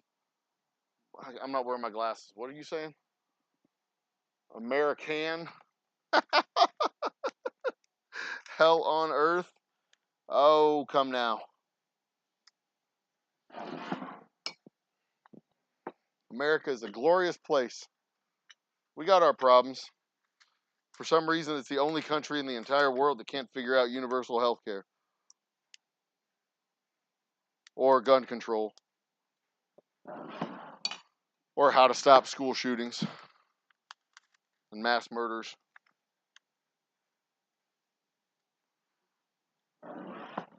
Sustainable, environmentally friendly electric generation. What the definition of an insurrection is. But other than like that, we're doing great. We're a great place to be. I mean, hell, I'm in Texas, and it's 80-something degrees outside. It feels fantastic today. 90, 90, 90, pussy. It was 99 degrees here yesterday, and the heat index was like 195 or some shit.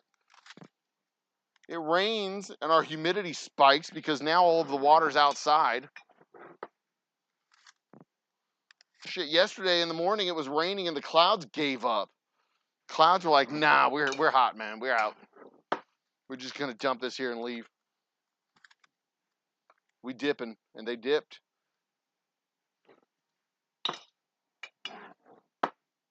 90. Shit. Actually, I have no idea what the temperature is right now, but it is very pleasant here on the Gulf Coast of Texas. A delightful. You want to die on days like this? Yeah, when we went and visited family up in Ohio, family friends up in Ohio, it was like 85 degrees and they were dying. They're like, "Oh, it's hot. We're going inside." I'm like, Jesus, I'm wearing like a sweater.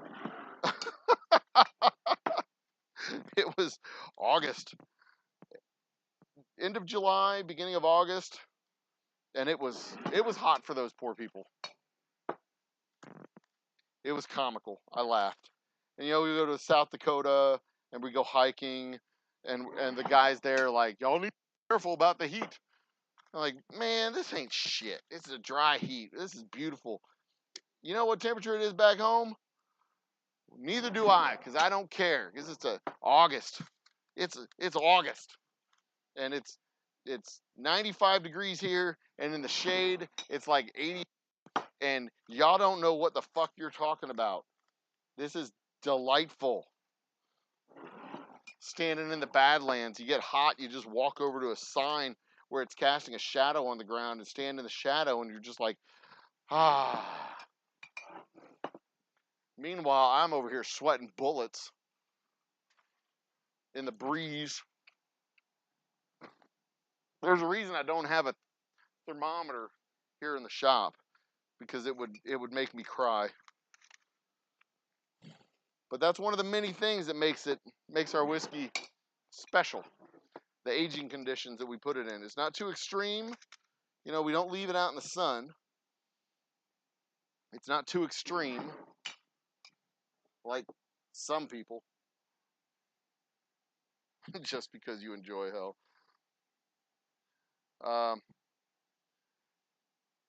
You like to self-delete, just walk outside for more than 30 minutes in any state. Oh, you sad, sad little man.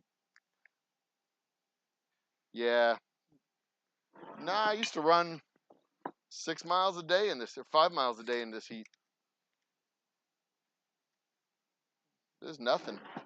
It's delightful. It really is. It's not too humid. It is a very, this is probably the most comfortable it's been in June in 3 years. Now we're getting extreme weather. We're getting that El Dereche that blew through a vertical, what was it called? A horizontal, no, a unidirectional, what did they call it? Oh, a straight line tornado is what they called it. So it was like a tornado. It had winds like tornadoes, but instead of whipping in a circle, the dereche just went straight. Caused a lot of damage in the area. It was a big mess. Ucky, yucky, gross.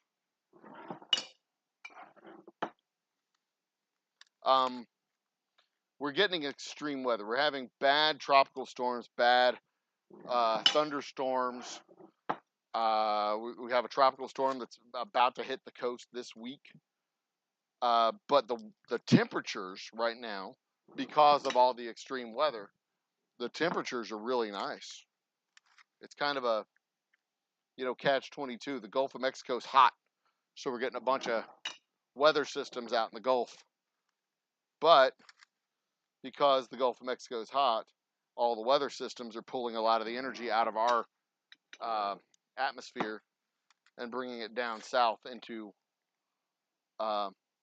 those weather systems. So we're getting kind of milder temperatures because of that. It's temporary. July it's going to get hot. July it's going to get real hot. August is going to get real hot. September it's going to get even hotter. It comes a point where the thermometer just quits, melts and falls to the ground, bursts into flames. But right now, last year at this time, we were avoiding going outside. We were staying inside. I told my lovely wife, it's hot. Let's just plan a trip to the mountains where it will be less hot. And last year in the summertime, we went to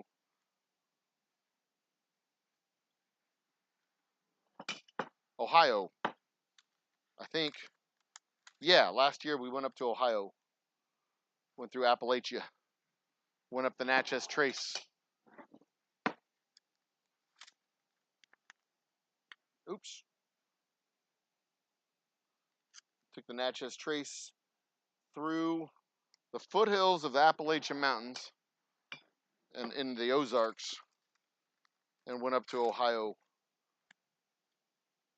That was our summer Odyssey trip this time last year. We went through Natchez, Louisville, Wapakoneta, came back through Indianapolis, missed St. Louis, but went to Indianapolis, went through Indianapolis, went to Metropolis, home of Clark Kent and Superman.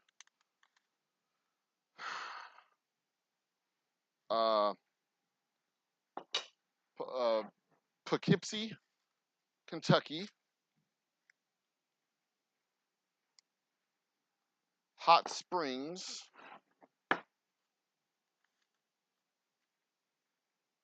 Yeah, we had a grand time. It was a nice trip. What's up? There's a reason religions decided the worst thing possible in the afterlife was fire and not ice.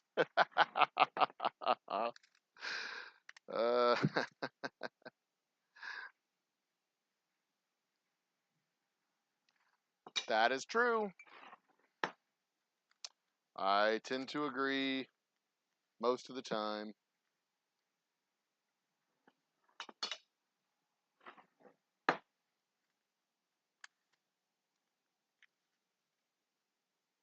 All right. Labels are on the bottles, front and back on every one. Now it's time for the last thing. We build the boxes, we fill the boxes, and we label the boxes. And that is another $2,000 day, roughly. Not quite, it's like $1,900.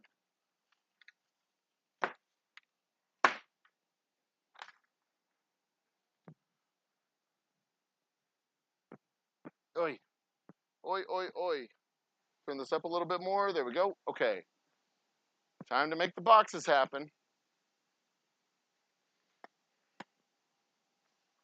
I need 5 boxes. 1, 2, 3, 4, 5.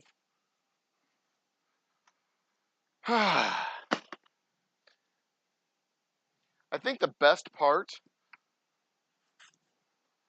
about the growth I'm experiencing in this company and the YouTube channel and modest success that we're having right now. I was saying earlier, I'm happy. I'm happy with where we're at, but I'm not satisfied because we're not done yet. There's still a lot of growth that needs to happen for this to be fully sustainable. You know, we're not really there. 1, 2, 3, 4, 5. We're not really there as far as, you know, scary season of building a business. We're still scrambling for money every month. There's still scarcity of resources. You know, I'm not able to just throw money at a problem and make it go away. Yeah, we're still DIYing a lot of our marketing and sales apparatuses. You know, I'm about to make a bunch of free free flight coins, some metal coins. I bought a laser engraver. I'm trying to get this out so I can actually say it. I bought a laser engraver so that I could burn our logo into some wooden coins and some metal coins, both.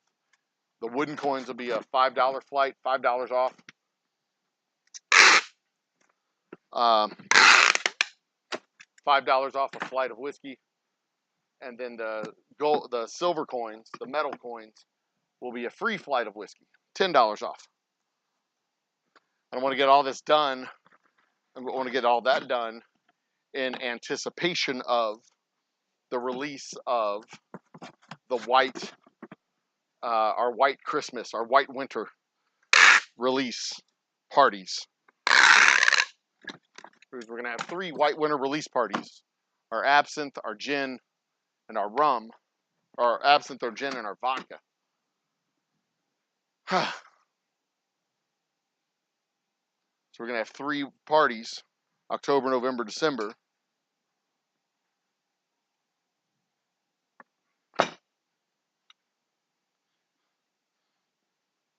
Where am I going to put this box? I'll put the next box right there. That'll be fine.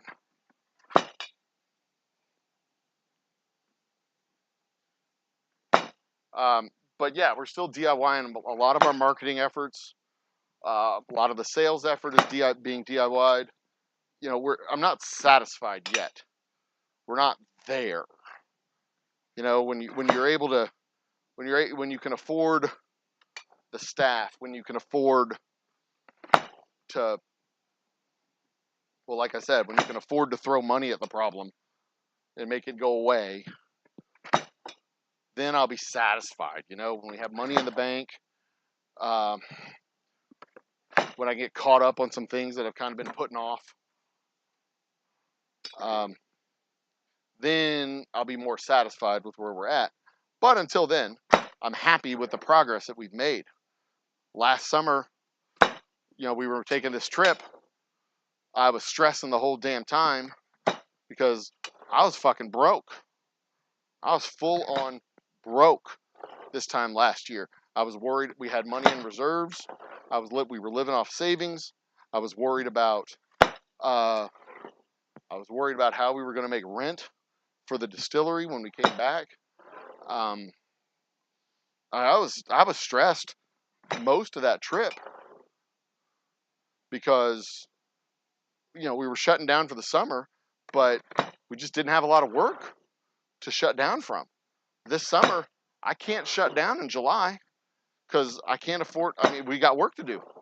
Well, I mean, look, I got work to do in July. I can't just shut down.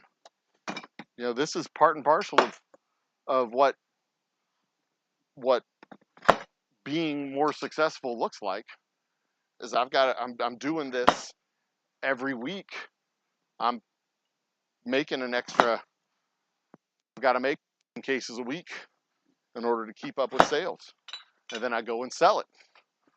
This is good, but again, happy but not satisfied. We got a long ways to go before we're out of the scary season.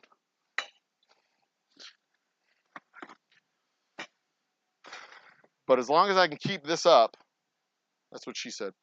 As long as I can keep this up for a few more months, if we can keep pushing between 40 and 60 cases a month for the next 3 or 4 months, then I'll be able to start. I'll have the resources to to to to to not have to DIY some stuff. I'll have some resources to be able to hire people to do marketing, to do a sustained Facebook campaign, a sustained social media campaign between Facebook and Yelp and Google, uh, to do a sustained Hulu campaign. You know, throw $2,500 or $5,000 at an actual commercial with an actual talented person and not just me. I mean, maybe me. I wouldn't mind me being the first one. I need to lose about 40 pounds before I do it, I think. I wouldn't mind me being the face, the first face on the commercial. But, you know, long term, have actual real talent, actual real writing.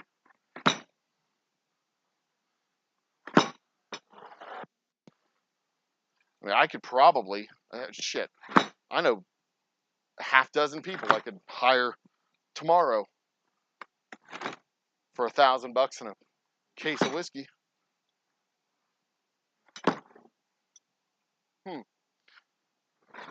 But the first commercial, I think, should be me. I should get that. I should get that payoff, right?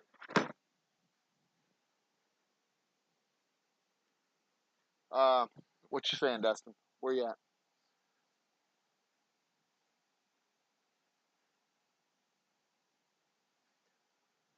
Oh yeah. Hard. It is hard to call yourself sustainable until you can vacation with the business running.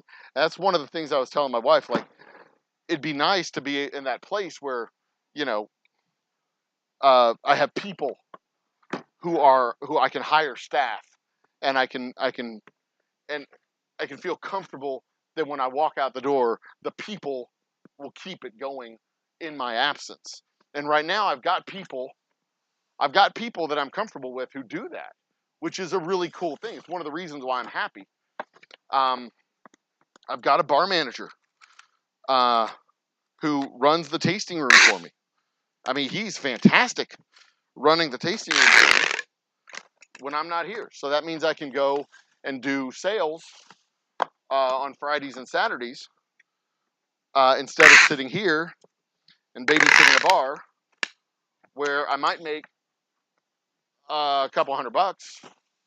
But if I go and do, like, we need to be open. The tasting room has to be open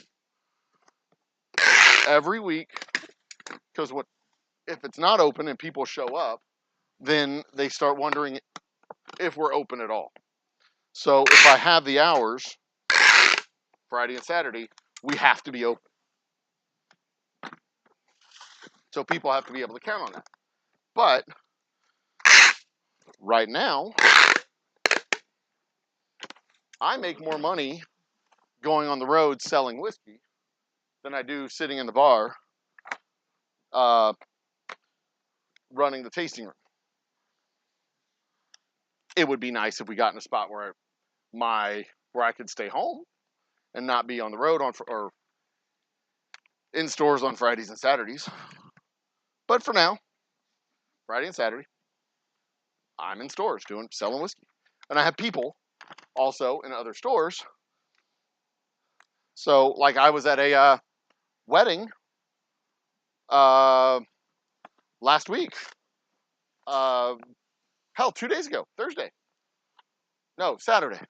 I was at a wedding on Saturday, but I had I had 2 tastings going on Saturday when I wasn't here. So, and they sold enough whiskey to make it worthwhile to have them in stores, which worked out great. That is what I consider to be a successful tasting program, when the tasters are actually selling enough product to make it worthwhile. I mean, other companies, they don't care if they sell anything. They're just doing it for the marketing, for the advertising. But I can't afford to do that right now. So yeah, part of the, like, we're making enough money to keep the lights on and sustain the operation. Not making enough yet to consider it. We're not making enough yet to know for sure that I'll be around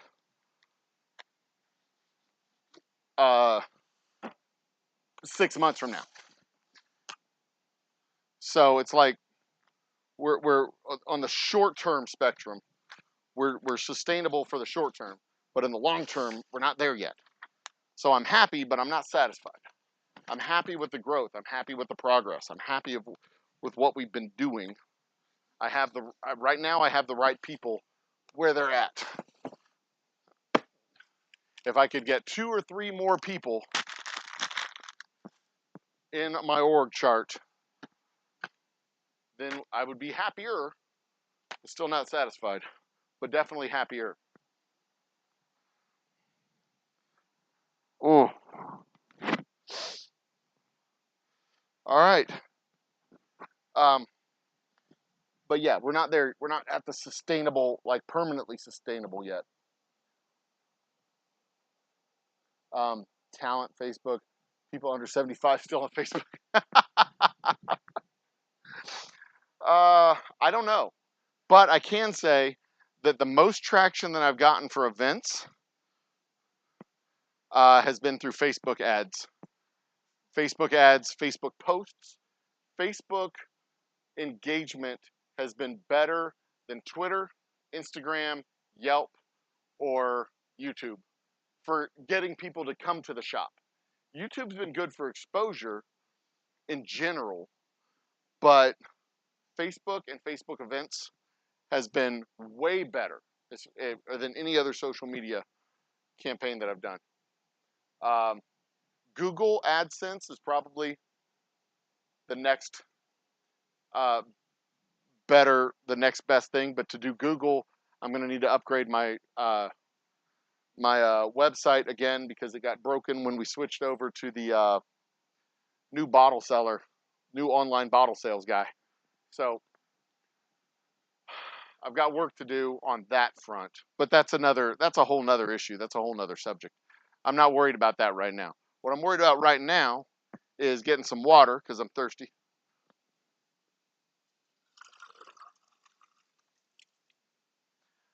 Covering these bottles so they don't get dusty. Dustier than they need to be.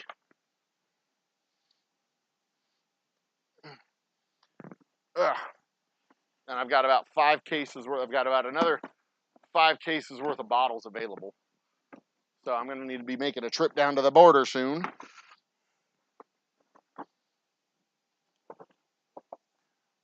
But yeah, if I get 3 more months that have been going the same as the last 2 months, then I'll feel comfortable doing like a radio ad or targeted social media ad or spending some money on Google, on the website, and then Google.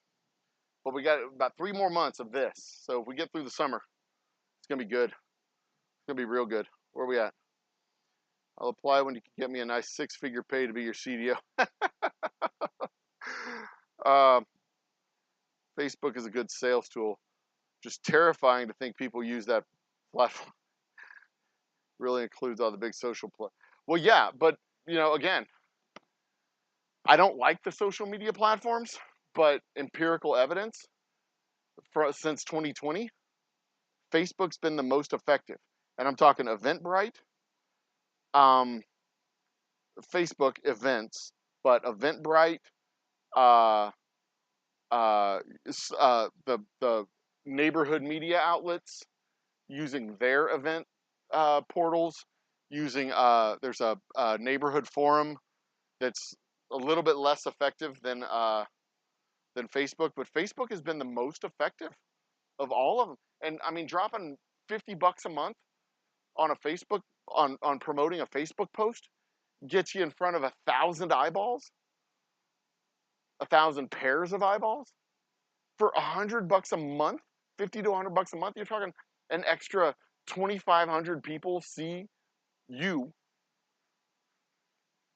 And then, I mean, I can add likes or add followers for like less than 50 cents a follower just by doing a promoted advertisement of the distillery. And then, though, you know, I'm at like 7,000 or something followers on Facebook. If I just do a promoted ad to those 7,000 or so people, them plus their friends, that's like 15,000 people seeing my ad, and it cost me maybe $100, $200 a month, maybe. And it is the most effective reach of any social media platform that they have. The ads are super cheap, and the algorithm is super good, really good. I mean, people from YouTube don't convert into real life humans. People from Twitter do not convert into real life humans. I mean, just look at the ads on fucking Twitter right now. They're all casino games, um, mobile phone games, um, porn bots. Uh, I'm getting a lot of ads for gaming computers for some reason. Uh, Bitcoin, Bitcoin miners, um, and of course, promoted election stuff. I, the people advertising on Twitter are just garbage. There's not any. There are very few real companies advertising on Twitter because of its low conversion rate, and also it's a cesspool of shit.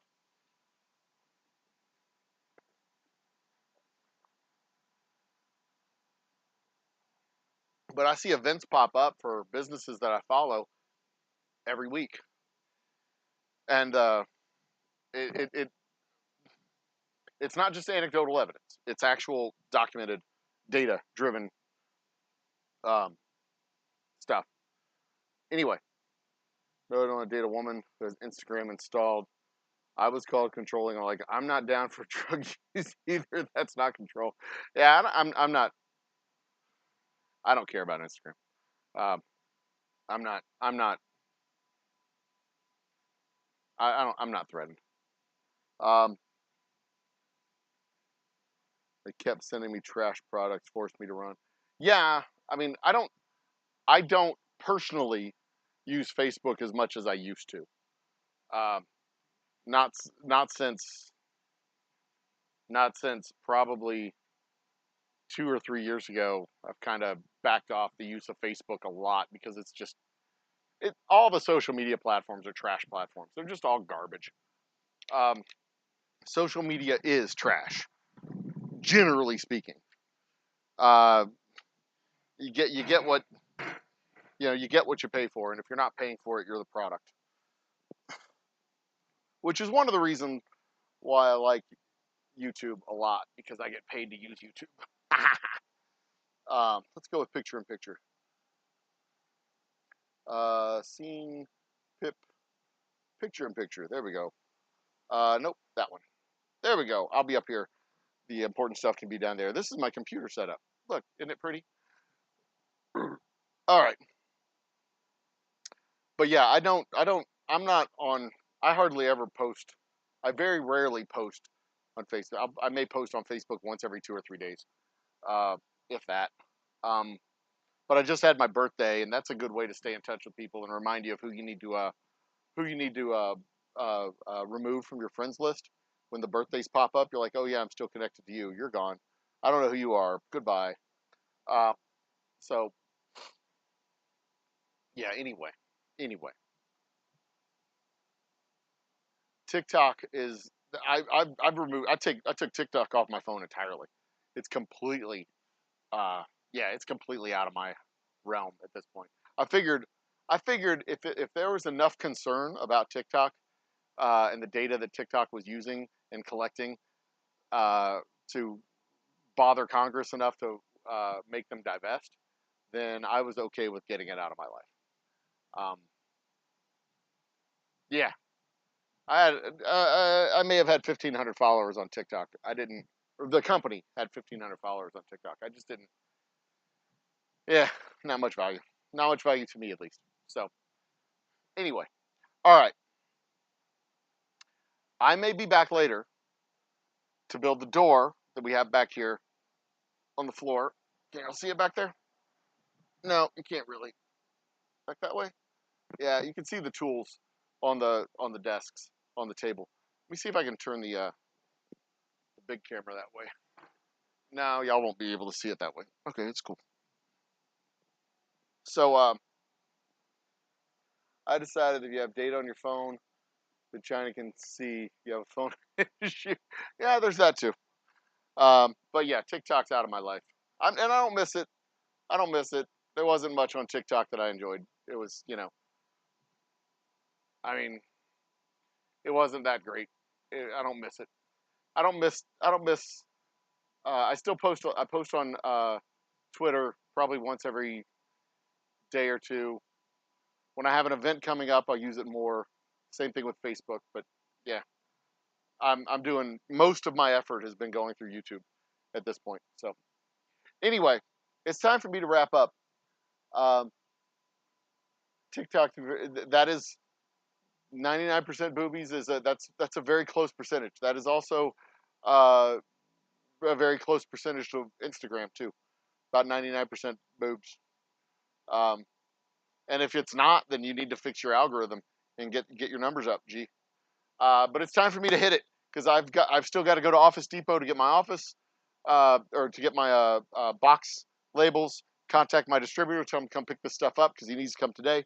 It is 7 o'clock. It's time for me to go eat dinner, and then I might come back and work on the door and get that finished because I'm not going to be able to do it tomorrow because tomorrow I go to College Station. Although I may come in the morning and do it. We'll see. I don't know what my tomorrow looks like. I haven't decided yet, but I appreciate all of y'all coming and joining me for this stream while we bottle up the whiskey and box up the bottles. Thank you for your support. As always, continue. Oh, wait, where's my drink? Ugh.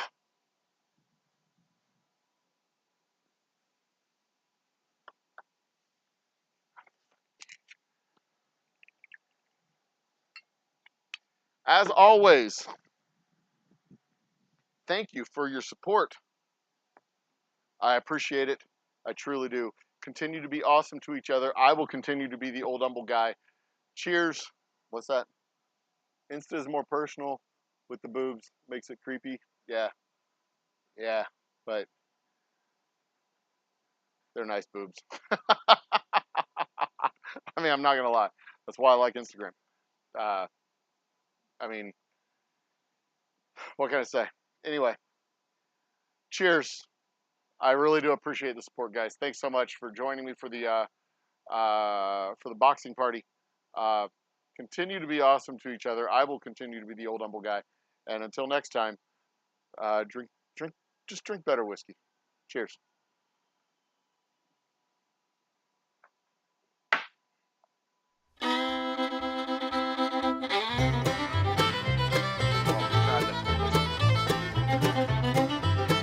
Ladies and gentlemen, this has been an award-winning production. Special thanks to our superfan, Mr. Jiggs. You too can be a superfan. Hit that membership button and enjoy the perks of membership.